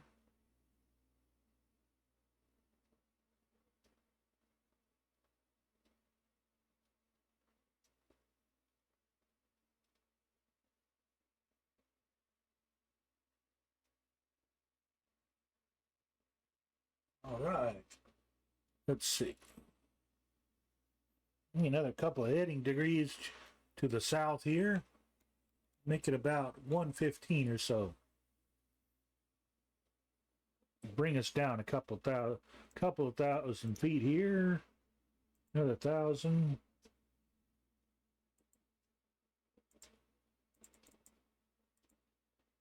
Not too much. We don't want to hit the trees.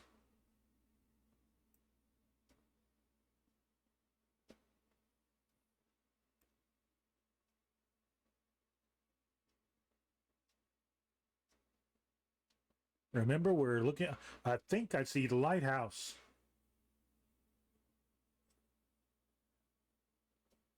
Or at least the island the lighthouse is supposed to be on.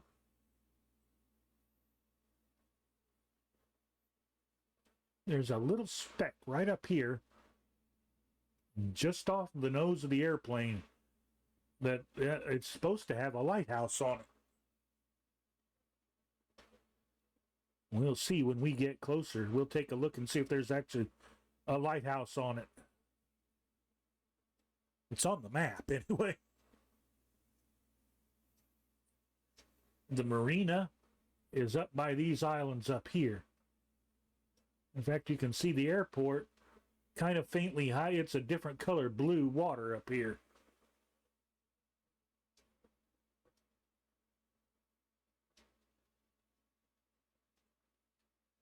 Okay, I think there's enough separation between us. Go ahead, Colonel Fork.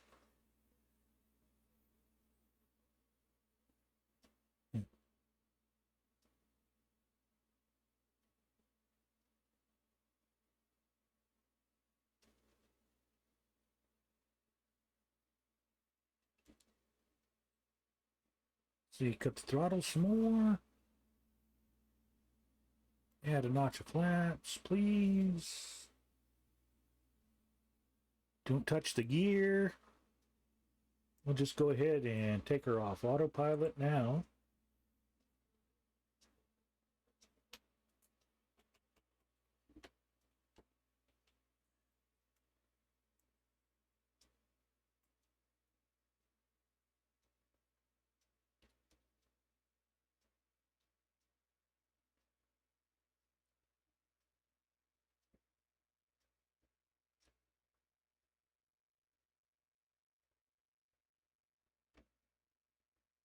Okay, 90 knots. Put a notch of flaps, please.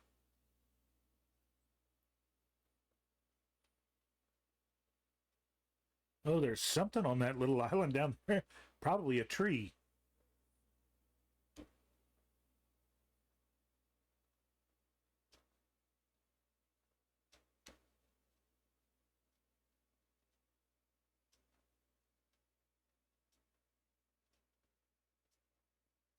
Yeah, it looks like trees.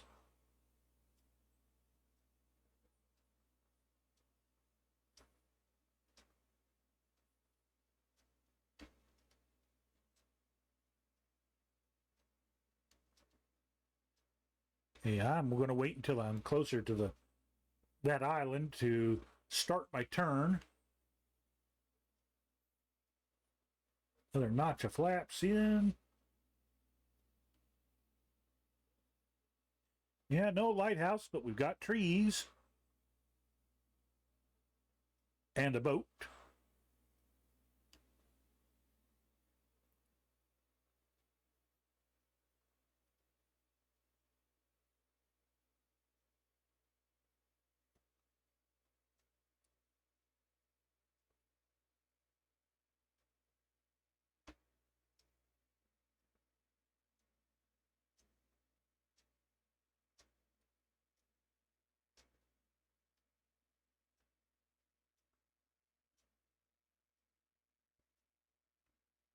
Okay, we'll just go over the boat here.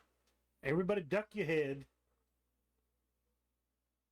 Nice outboard.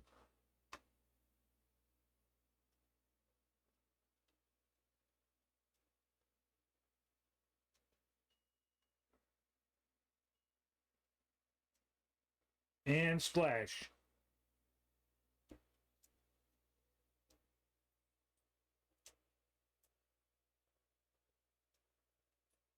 Water rudders in.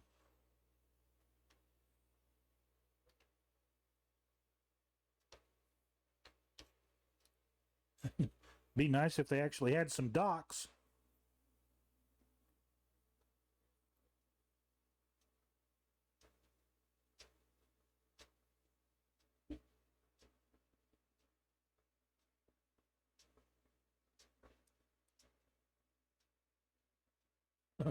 Okay, the map says this is where the marina is supposed to be.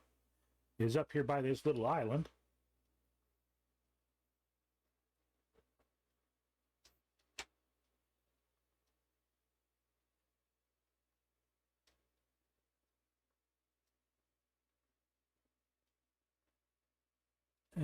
Don't try to hit the boat.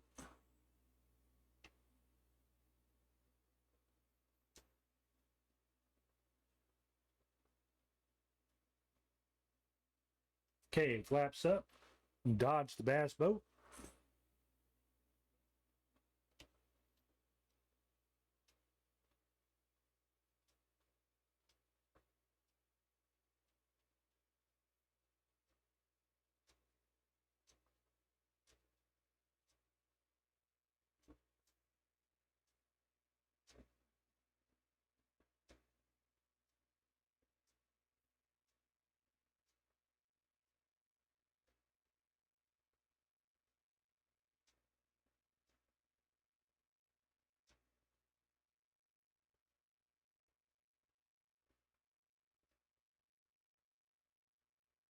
It took us 4 years of having the sim in service, but they got the water right finally.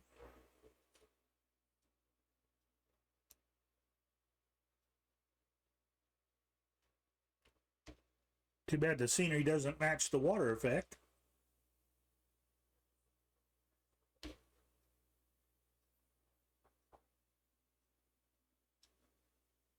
So they've got a little boathouse up here.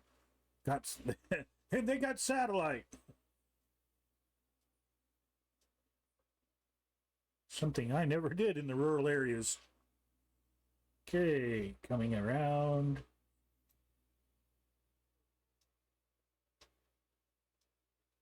At least point in the right direction.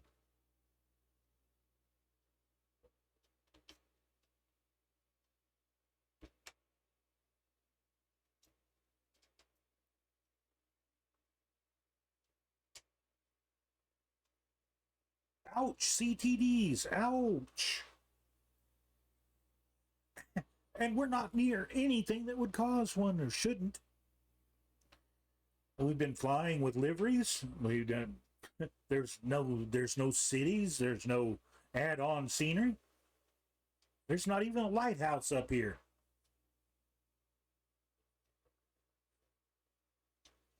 But then, since when has the sim needed a reason to crash the desktop? When it feels like it, it's going to do it. Well, final leg tonight, let's see, is approximately, it's 116 nautical miles on a heading of 245 degrees after we take off from the lake here. We're going to head down to, well, the airport's named. It attracted my attention because, well, it's named after me. Or at least one of my relatives.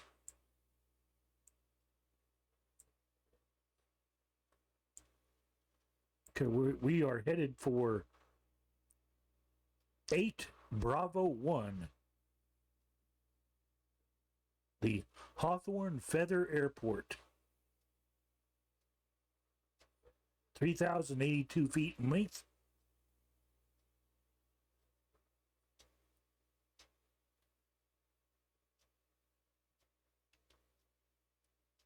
We shouldn't need more than 2,500 feet for this leg because it's all low, pretty low terrain.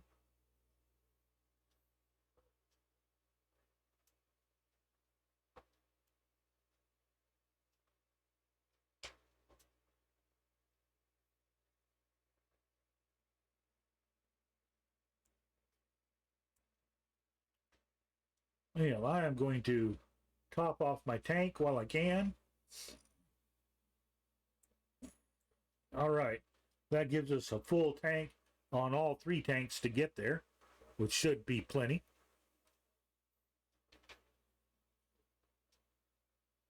Straighten us out here. Don't hit the boat. And power coming in.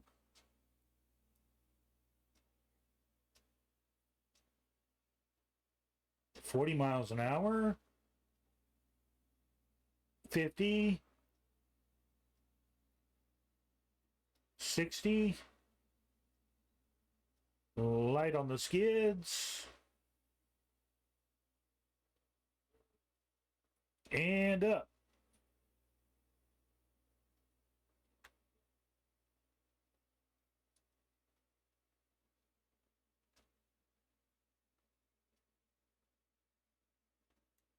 Okay, let's trim the airplane a little bit.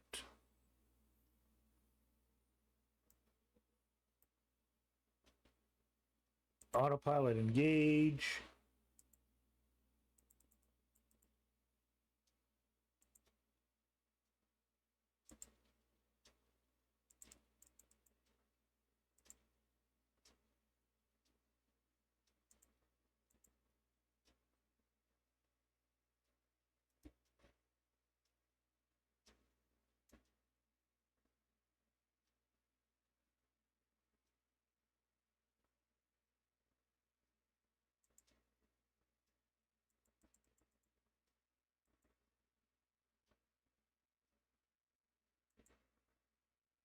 and I want a heading of 241.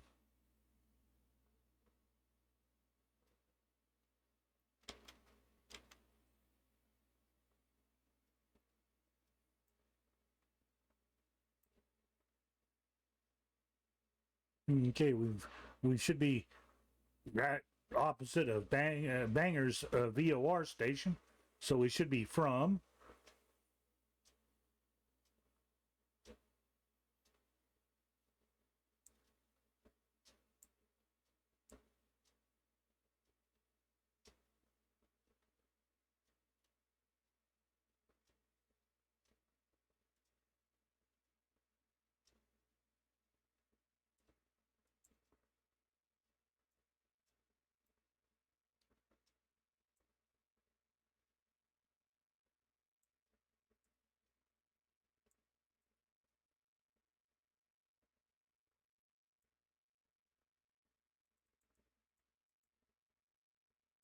Okay, there's pointed right back to where we're coming from.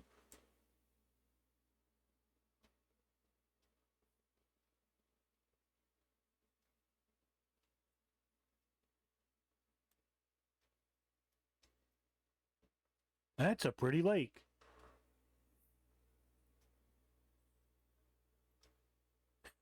It sure is a long lake.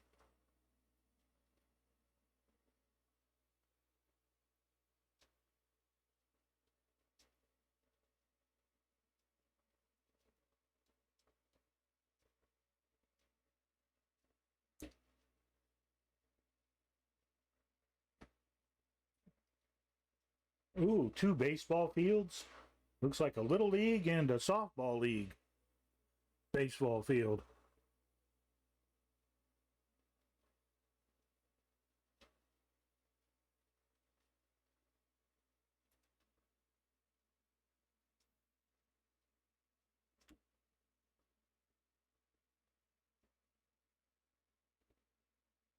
Yeah, right at 2,000 feet. Looks like we're well clear of the terrain for now. How we doing map-wise?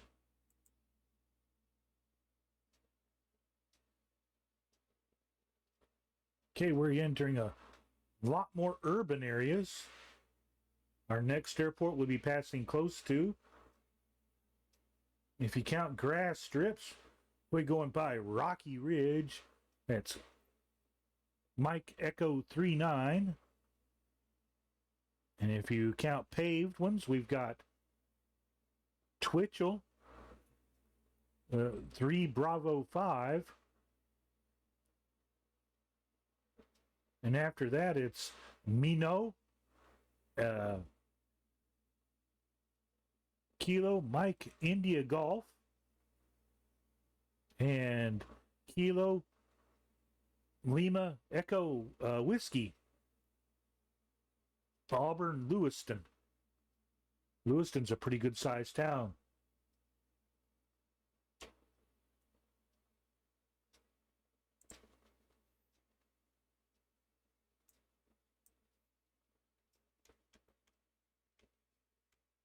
Let's get ourselves on course.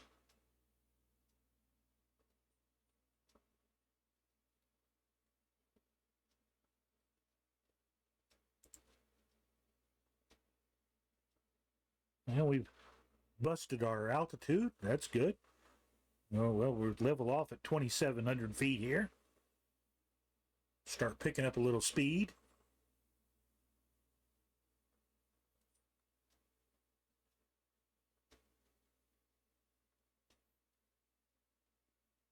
And from here, it's just a cruise on down to close to the Lobster Coast of Maine.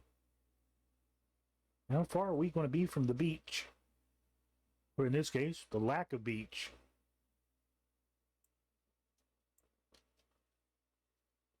Looks like we'll be about 20 miles inland.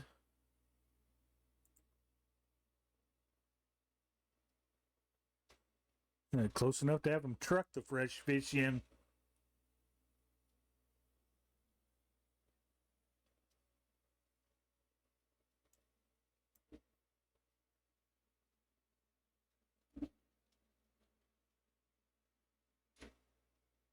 There, we've raised our water rudders up. Should have done that a couple of minutes ago.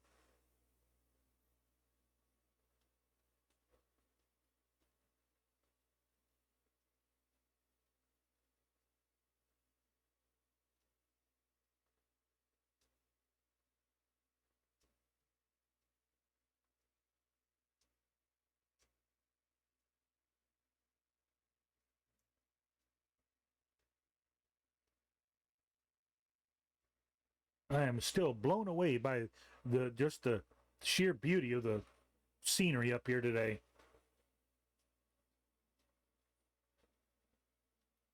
This is a place I'll never get to visit in real life, but boy, it sure is spectacular to see in the sim.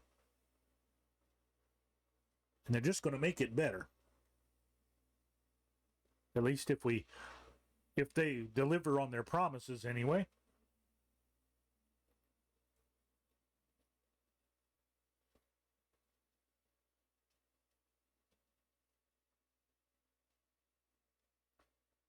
And we're leaving the land of maple syrup behind and headed for the land of apple cider.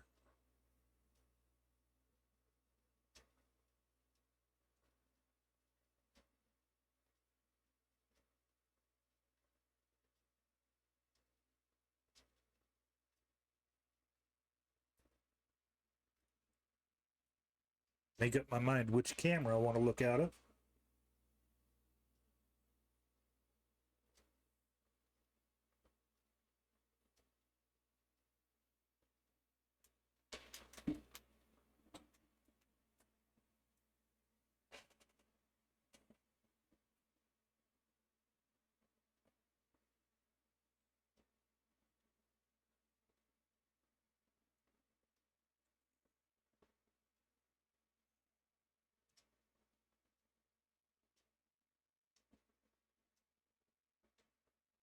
That really didn't make much difference, but I thought I'd try it anyway.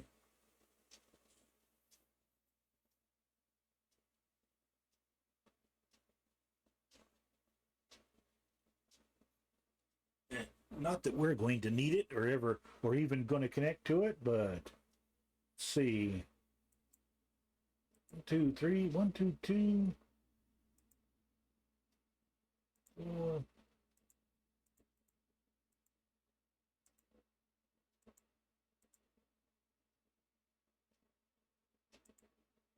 There, 122.8. At least we're on Unicom now.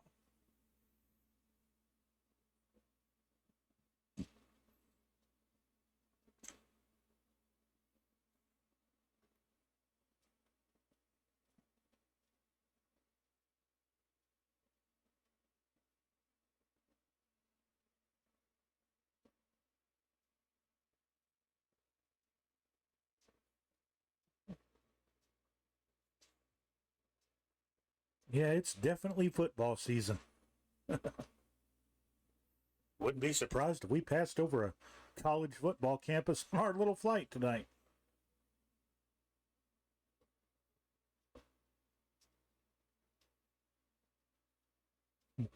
Although I think we're getting a little bit of a ocean inversion layer coming in. And so there's a bit of haze.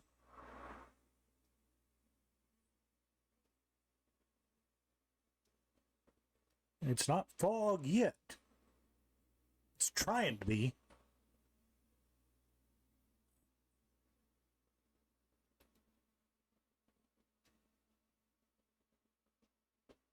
See, we're doing 125 knots. And we've got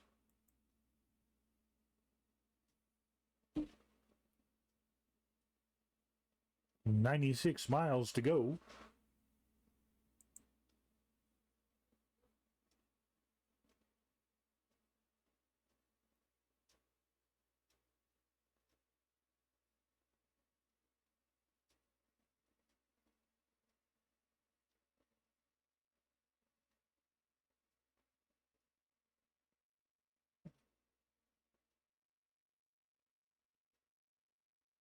Well, the beaver's just perfect for this kind of Scenery watching. Slow, stable. Not an aircraft that's going to dump you in the weeds unless you do something really silly. You treat her right, she's going to treat you right.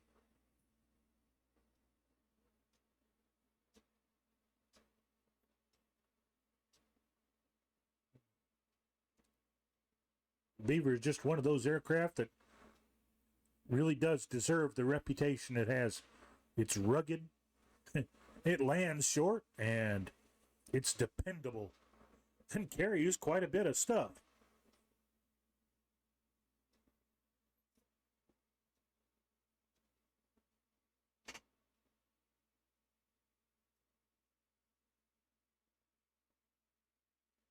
I'm hoping we get there fairly quickly because, well, I have yet to cook my own dinner tonight. I was too busy making sure everything was going to try to run for the stream and did not get my dinner cooked in time. So we decided to just wait till after the stream.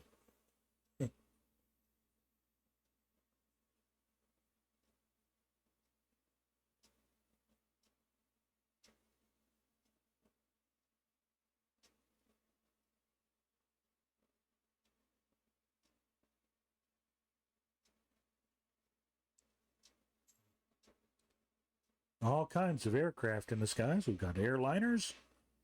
We've got Cessnas.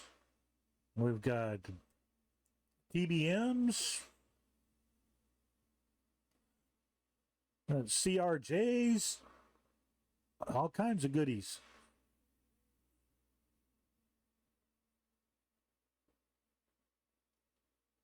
Even got a couple of guys playing in F-18s over there.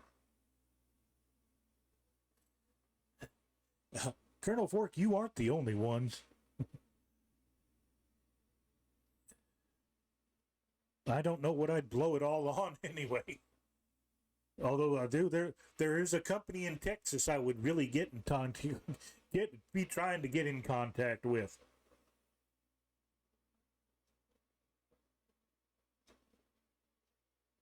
It's hello, you the guys that refurbish B-25 flames. I have a flame I would like you to bestow. That's my idea of a business jet.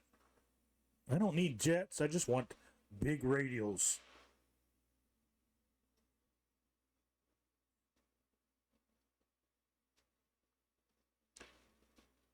And I'll tell you this, I ever get some winning lotto numbers, Colonel Fork's one of the first guys I'm going to go visit. I may be slow getting there, but I'll get there.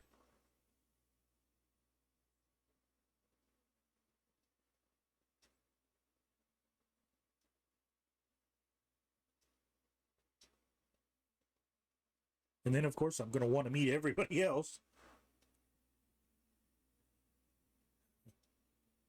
I want to meet Murph, and I want to meet Allie and Muse and all the guys. They get all the fun ganging out together.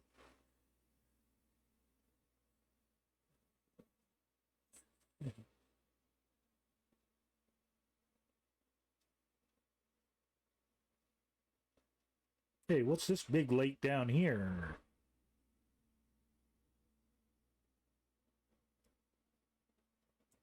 See if we can identify it through the... Ah, there it is. Sebago Lake. Okay.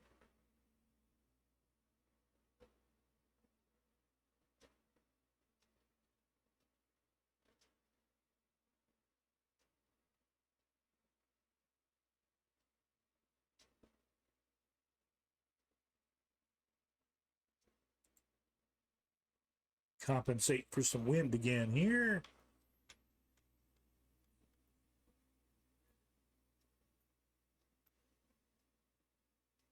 Getting blowed off me course. Luckily, we've got some good land fixes to locate where we're at on the map and how close we are to our course line.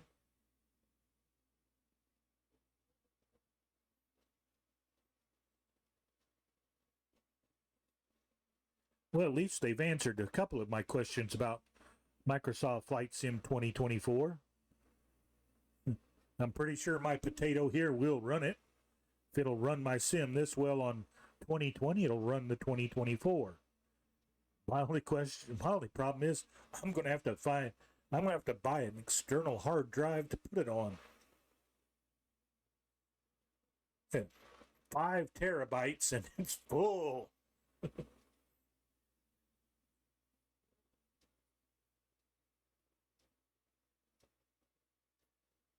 God, if you could told somebody back in 1988 that you could fill 5 terabytes of memory on a drive, they'd have told you were absolutely bonkers. But then we thought 16 kilobytes was a pretty good number.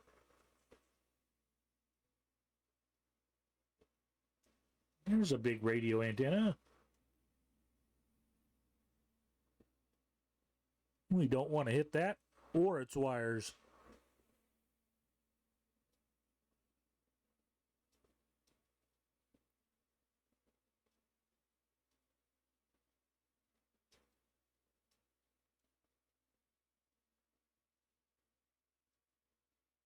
Yeah, this little peninsula gives us a really good fix.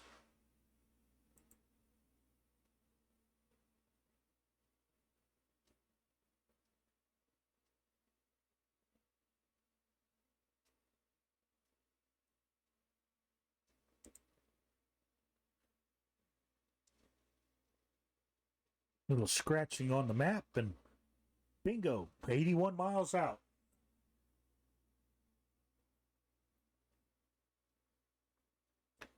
That's why it's always good to have a partner with you when you fly. They can hold the map in their lap and do the scribbling for you while you concentrate on flying the airplane, or at least babysitting the instruments, letting Mr. Auto fly your airplane. At least it'll hold you straight and level, which is all you really want out of an autopilot. And being able to tell it which heading to follow. That's one of the problems I've run into with some autopilots some vendors have put in their aircraft lately. You can't tell it where to go. It'll hold a straight and level flight, but it won't be. You can't tell it to turn 270 and fly 270. You've got to turn the airplane to 270 and be able to hold it while you turn the autopilot on.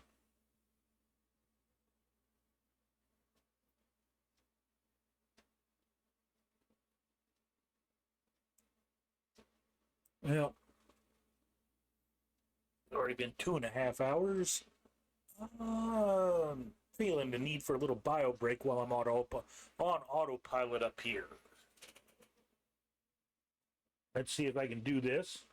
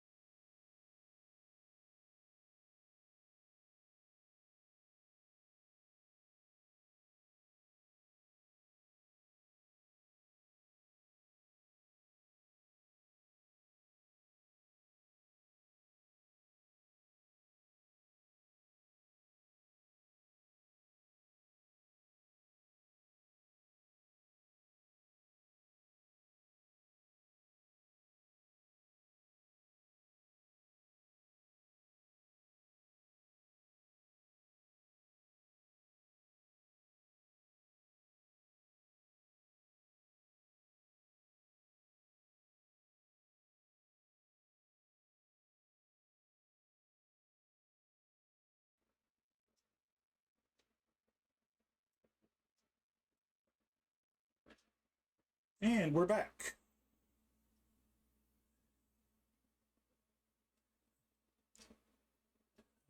I think when I planned this, I was expecting a little bit faster aircraft. I'm really glad I chose the Beeve here, just for the sheer scenery.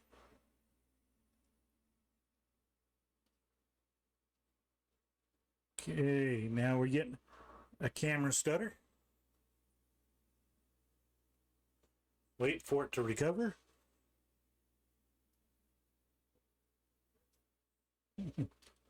Come on, recover.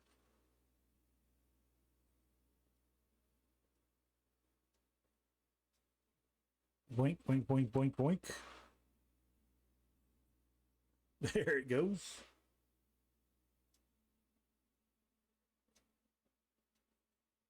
And it immediately erases everybody from our multiplayer. Thank you.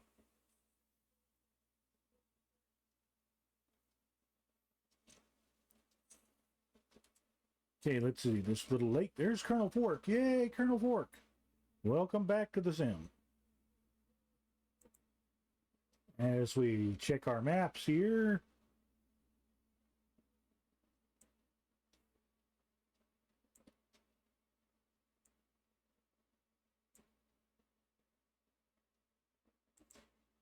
Wind is still pushing us a bit to the south.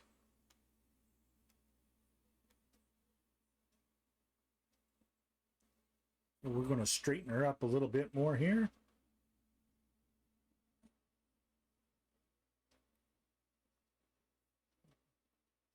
Man, if you're going to fly a Dark Star, fly it right. Fly it at 70,000 feet and at Mach 10.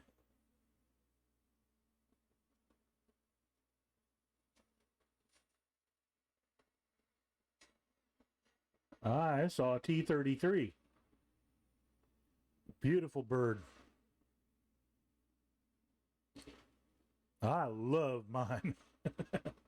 I got one of the all metal finish paint jobs for it, and boy does it looks gorgeous. It's not the fastest jet out there, but boy, it sure gets you where you want to go. And the refueling system on that thing will keep you busy. Every few minutes, you got to pump from one fuel tank to another.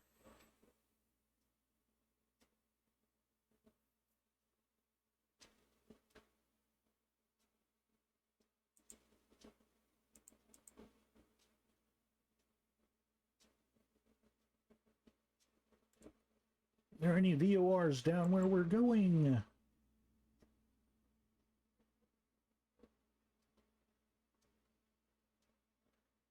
Concord.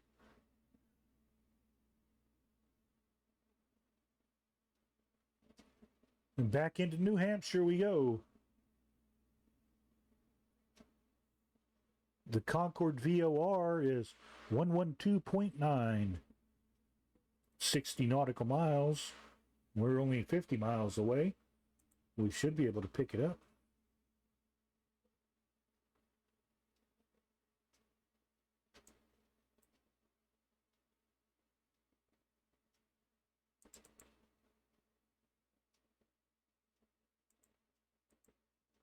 One,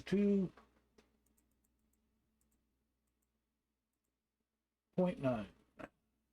Switch.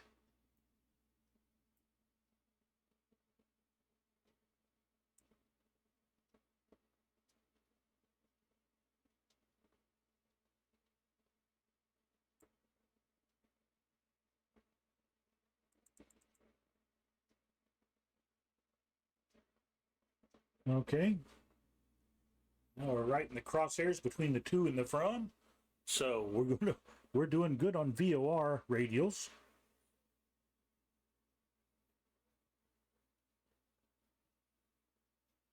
If we couldn't look out the window and tell exactly where we were, those two crossing VOR lines would tell us on our map exactly where we were anyway.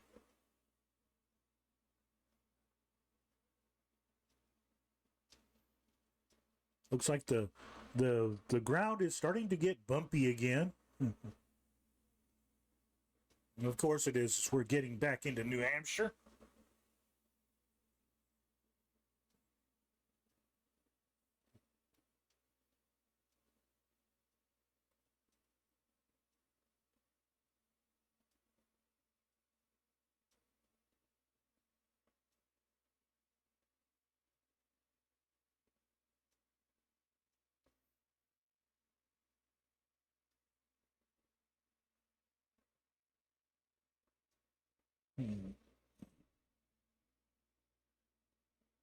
Closest airport to where we are now is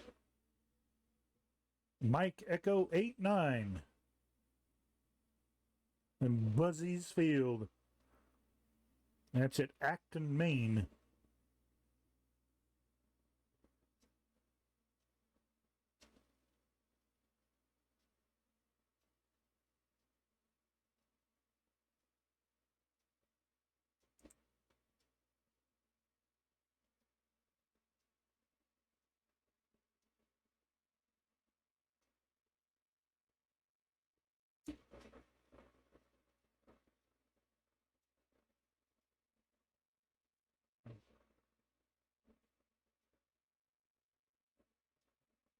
And somebody's high enough to be leaving a contrail today.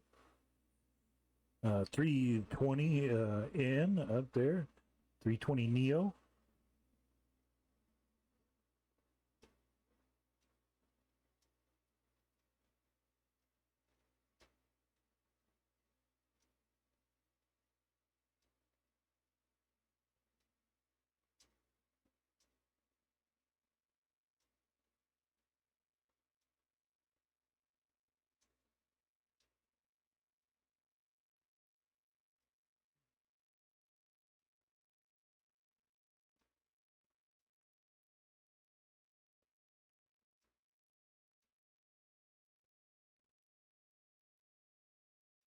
I wonder how many gallons of apple cider you could fit in the back of this airplane.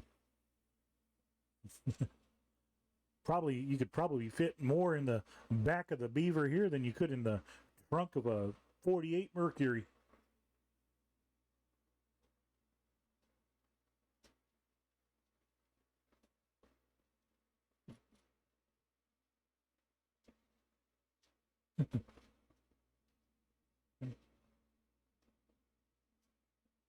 Which is why the Northeasterners never really developed car racing is a thing.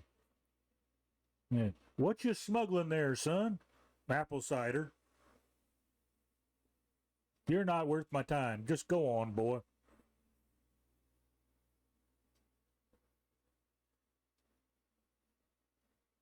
I just cannot picture Buford T. Justice getting excited over 2 gallons of apple cider.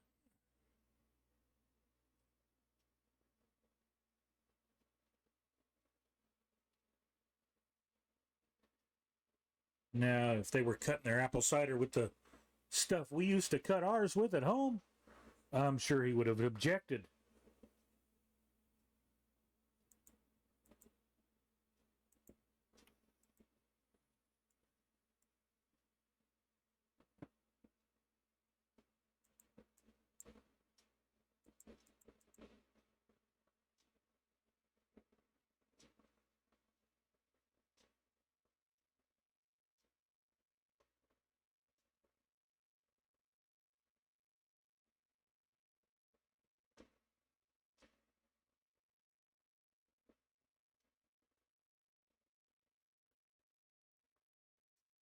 I'm glad to see this is a lot of traffic. I'm glad to see so many pilots flying on a Sunday night. Most of these folks do have work in the morning, but they're spending their time enjoying their hobby of getting out and flying through the air.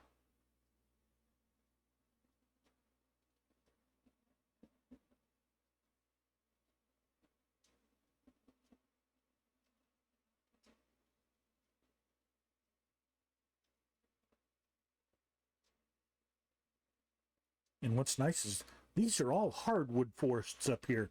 Not a lot of pines. or cedars and such. So very, very little green. It's all bright and colorful, which was the whole point of the flight.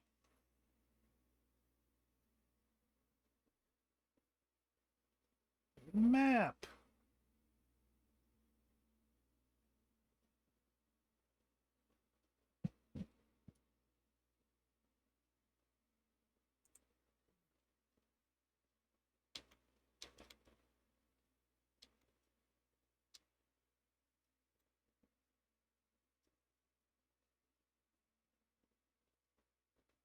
There, that should put us on course.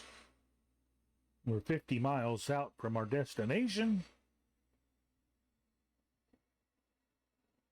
Jets incoming.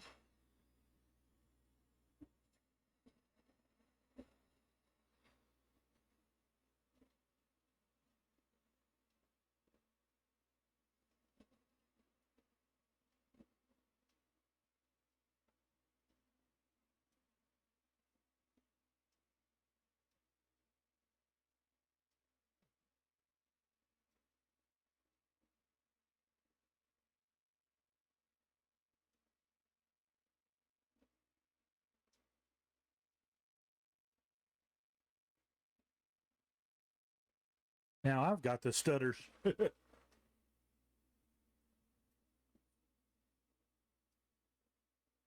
Which I haven't had those for weeks.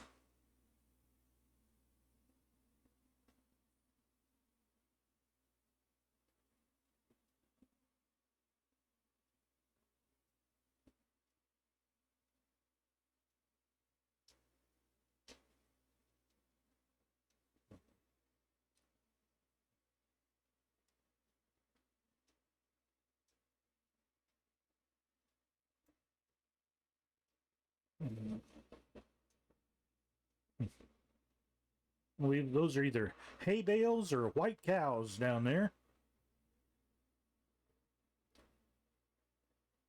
Which this is New Hampshire, so it could be either.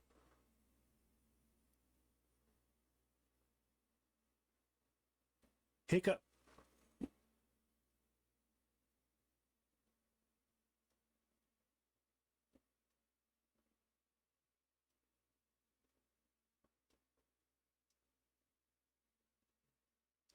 And be, as they say, behave yourself.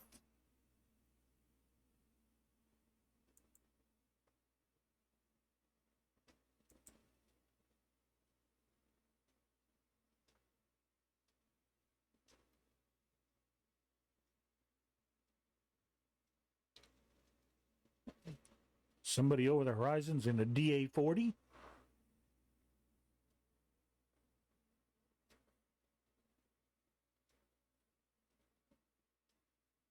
That's a lot of traffic tonight.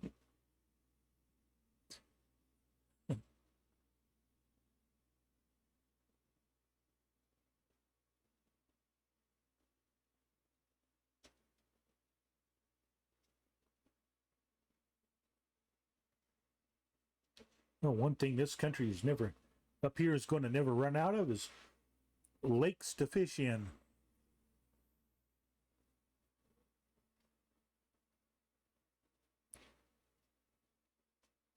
I'd go broke trying to keep a speedboat operational up here.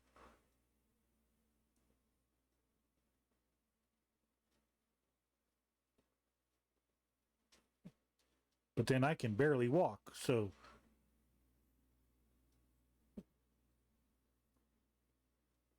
a little bit late for in this sack of bones to start learning how to drive a boat.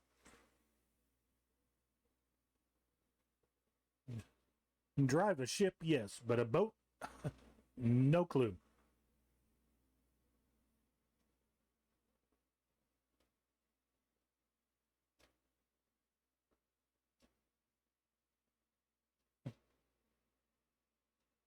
Oh, the Navion is getting some love up there.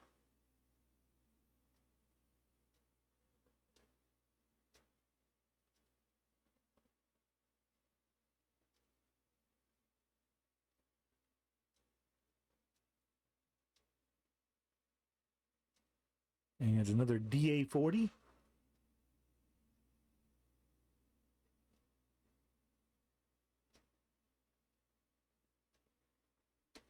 Just putt over the trees.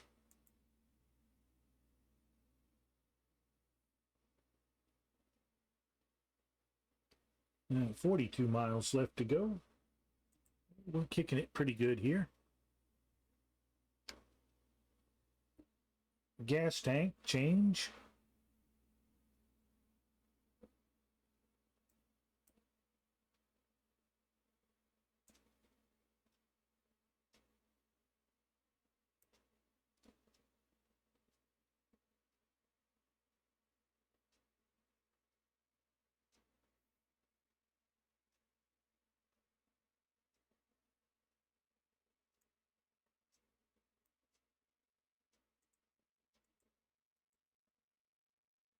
And it's just being difficult tonight. Sound's gone again.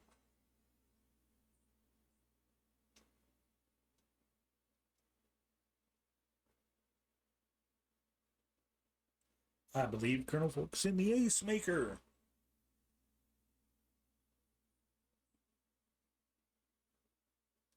Which, if I remember seeing my Oshkosh footage this year, they had the Ace Maker up at Oshkosh this year. I also had a flight of 4 MiG-15s up there this year. It's like that's the most MiG-15s I've seen in the air at one time in a while. Wow. Oh, the blank metal. Okay.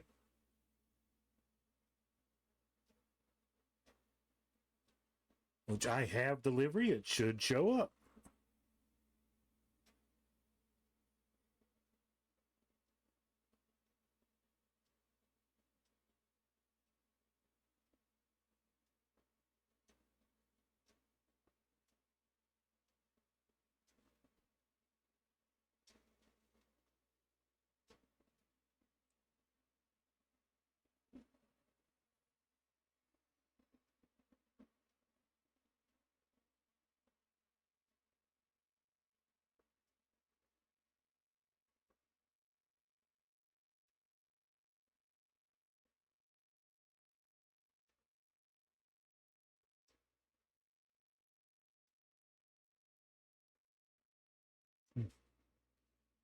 There's a lot of pretty lakes up here. You could get a really good run going on in a fast boat.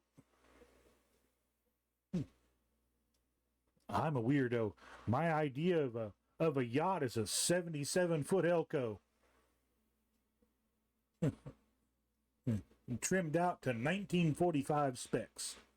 It's all plywood and engine and fuel tanks.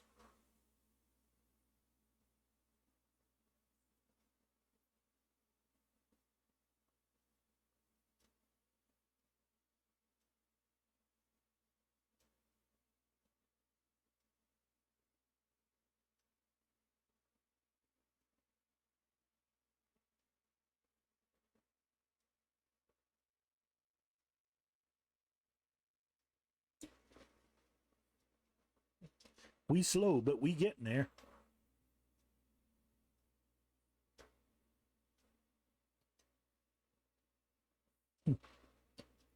Eek, somebody's out there in a MiG-25. Eek. Boy, he'll be able to cover some ground quickly.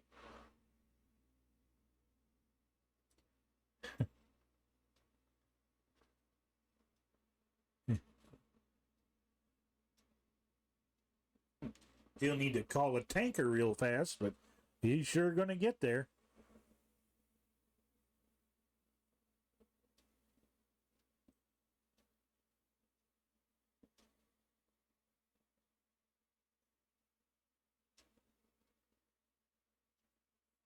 I believe I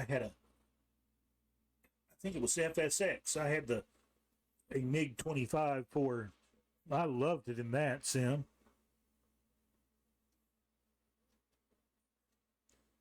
It was real heavy on the landing though. It did not like low air speeds. It was like an F-104. It wanted to go fast.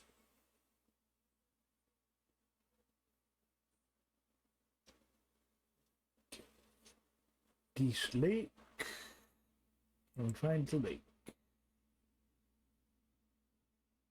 Yep.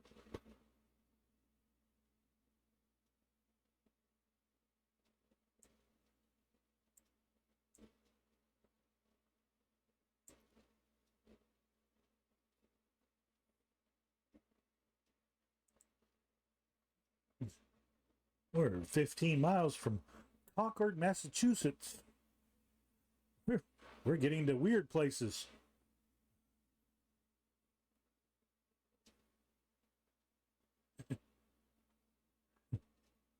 We'll be passing the Old North Bridge, where it all started. Well, not started, but somebody put paid to the account there.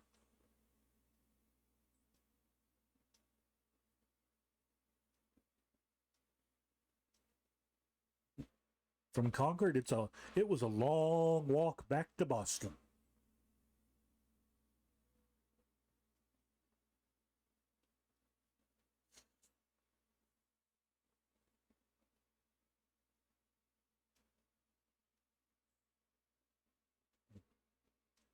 And speaking of T-33s and the F-80 shooting star it's based off of, I actually saw a couple of documents that had come to light in the past year or so that two of the prototype F-80s in 1944 had been deployed to Italy, of all places, and actually given some non-desert test runs, shall we say, just to see what it could do. And it was classified so secret that it wasn't found out about until just a couple of years ago. There she goes. Gorgeous airplane. With those wing tanks, beautiful.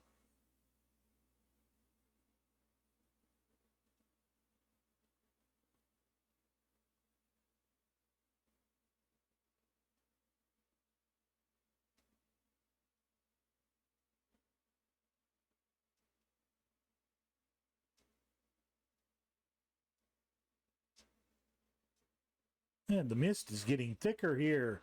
Yay, team. We're still above it, though.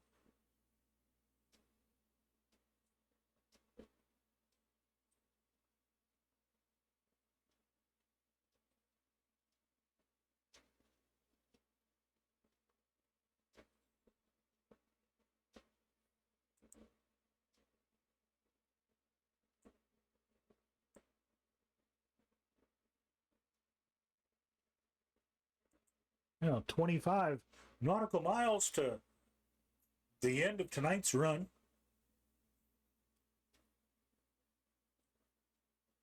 And after we land, we're going to call an Uber and we're going to go to the I don't know if y'all are old enough to remember the Kodak kiosks that used to be scattered around various towns. We had one in our town when I was in college. That's where you took your film to get developed if you didn't take it to the drugstore.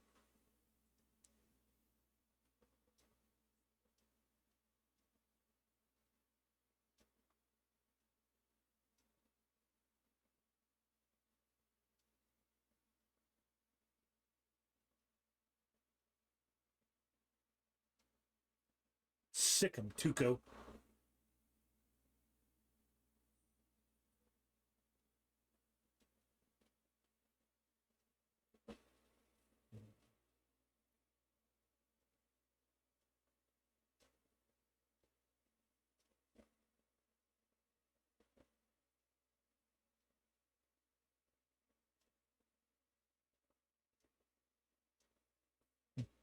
Oh, that's scary. There's a tornado out there. Not the weather kind.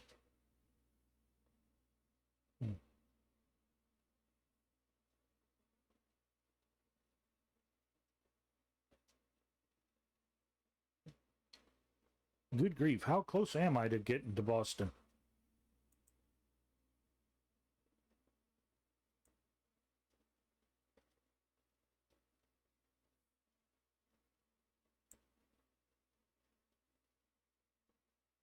Well, not too far. It's 58 miles or 61 miles to Logan International.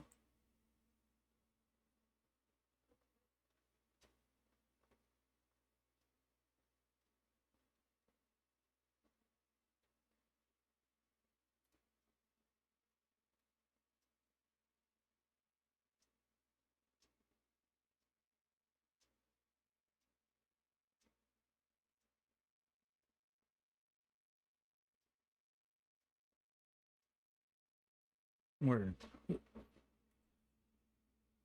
getting very close to the Concord VOR. Matter of fact, it's, if we had the DME, it would tell us it's 3 miles away.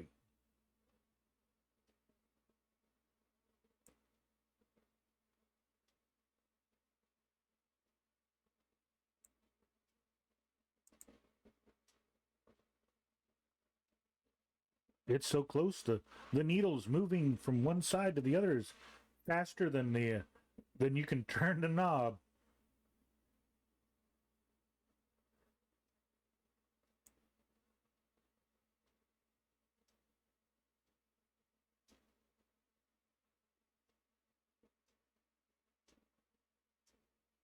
There's the from.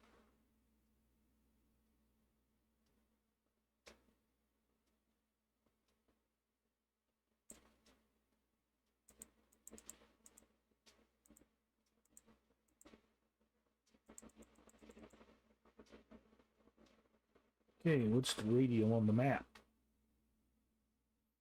It's probably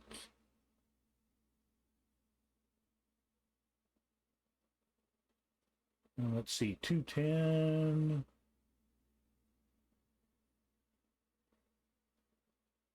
Probably about 65 radio on the for the airport.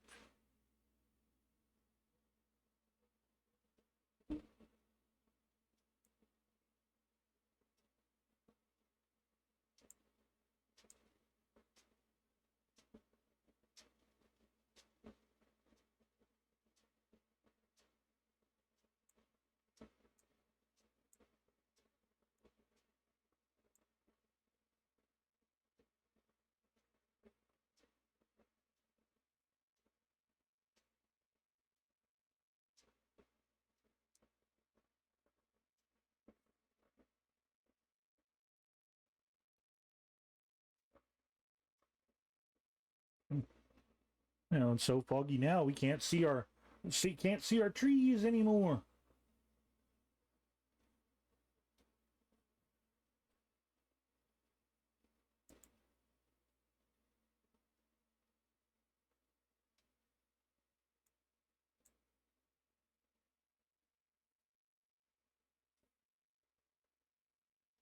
$15 243.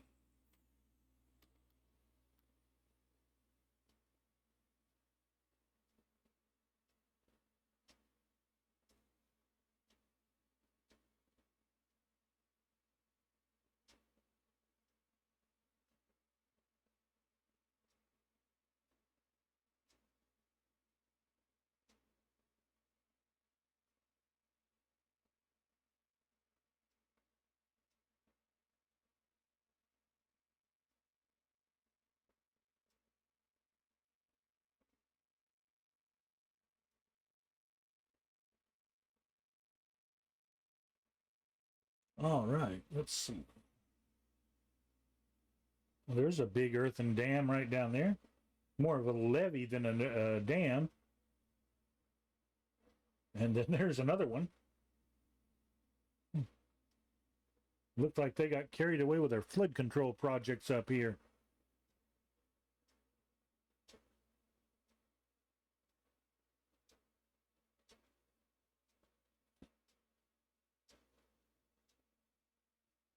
Well, I'd say that's a factory. And judging by the tractor trailers in the back lot.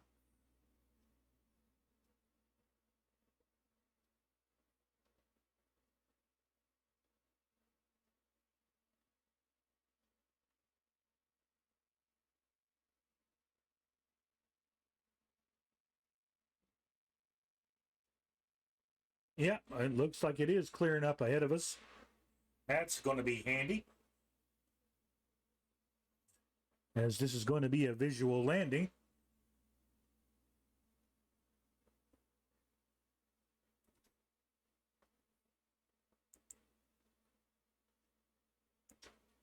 Okay, there is a stream clash river next to the airport between two lines of hills. The closest town is called Hillsboro. There's a river that runs east-west at Hillsboro, and there's a stream or creek or small river that runs north-south out of Hillsboro to the airport.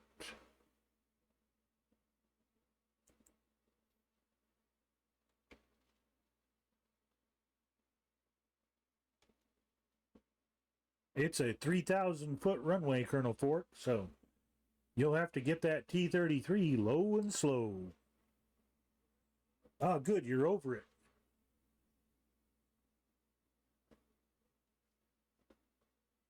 Well, we're still plenty of ways away, so you got all the time in the world for your turn and approach.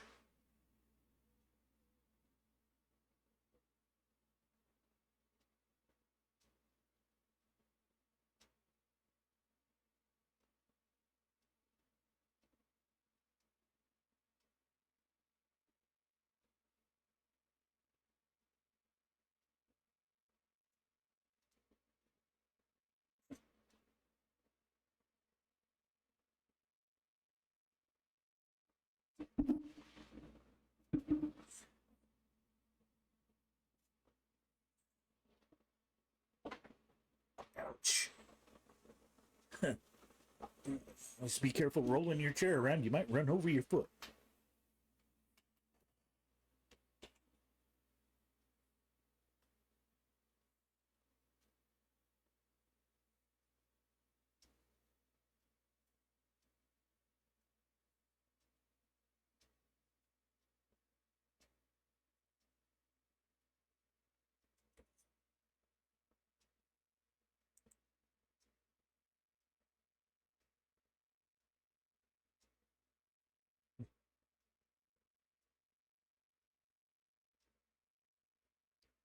Okay, the METAR is 30 minutes old, and it says winds are calm. So, runway 20 it is.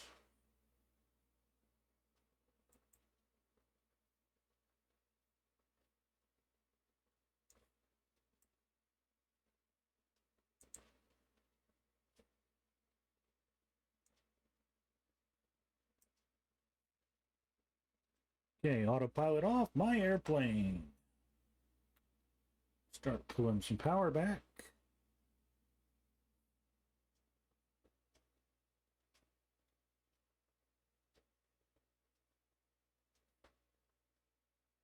Okay, there's Hillsboro. And there's the river. And Colonel Fork has landed safely. Did you need the whole runway, or did you manage to get stopped short of the trees?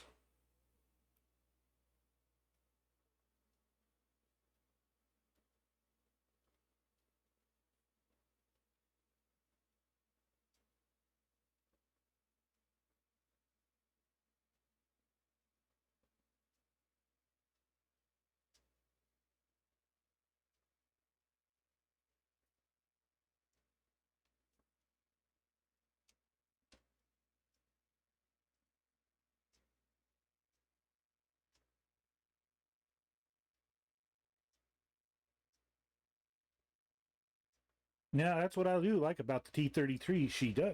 She does handle well at low speeds.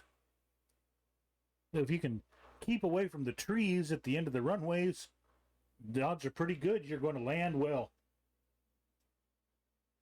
And not a carrier landing either. There's our creek. Starting our turn now.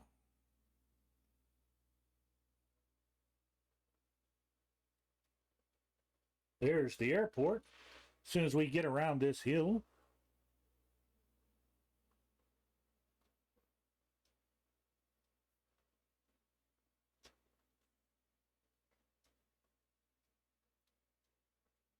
I'll still take a Wildcat anytime. She'll land almost as short as some of these STOL aircraft.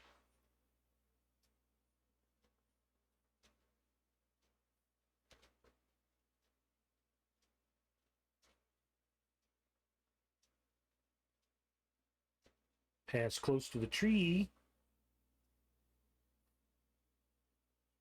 Fly up here and get lined up with the runway.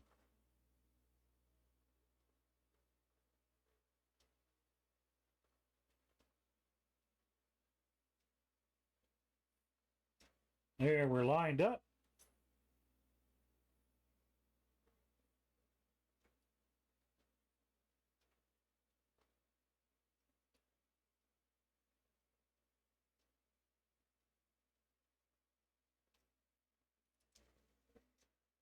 Last notch of flaps. Retard the engine.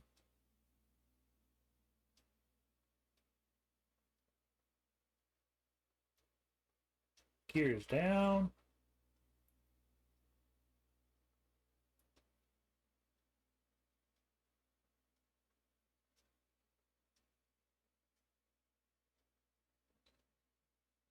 Nice and soft.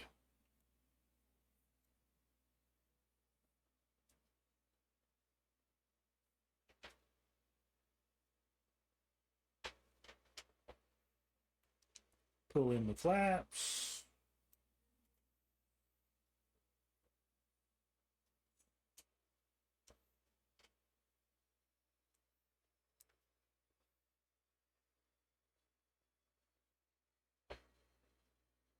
Well, Colonel Fort, thank you for coming along, and I hope your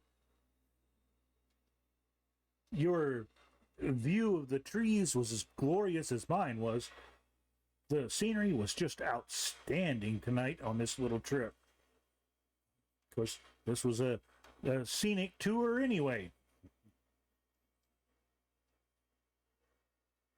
But I appreciate you coming along on the trip.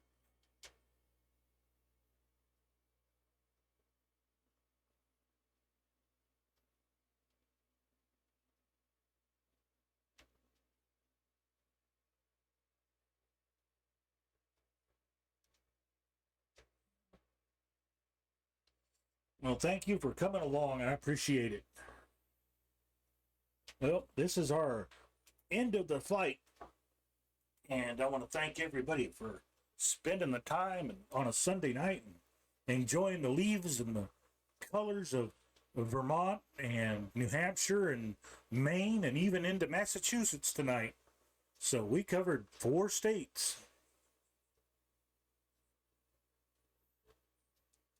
Now let's see if we can see if anybody's on.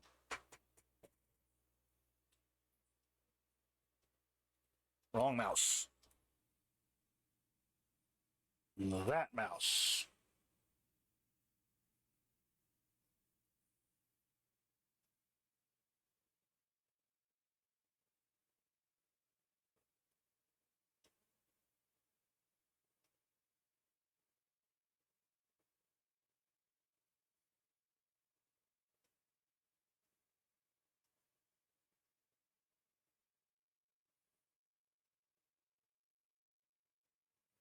Well, not tonight.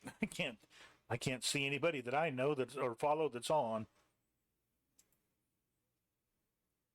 Doesn't mean that anybody interesting isn't on, but I'm not finding anybody in my local list.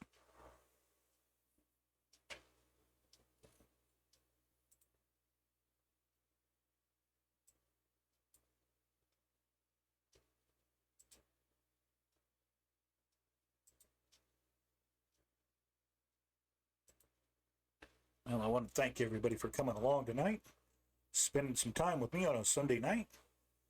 And we'll see everybody next Sunday. And welcome to October. Time to head up to Crystal Lake soon. That's some other wonderful scenery that's been created by our community. That's just plain creepy up there.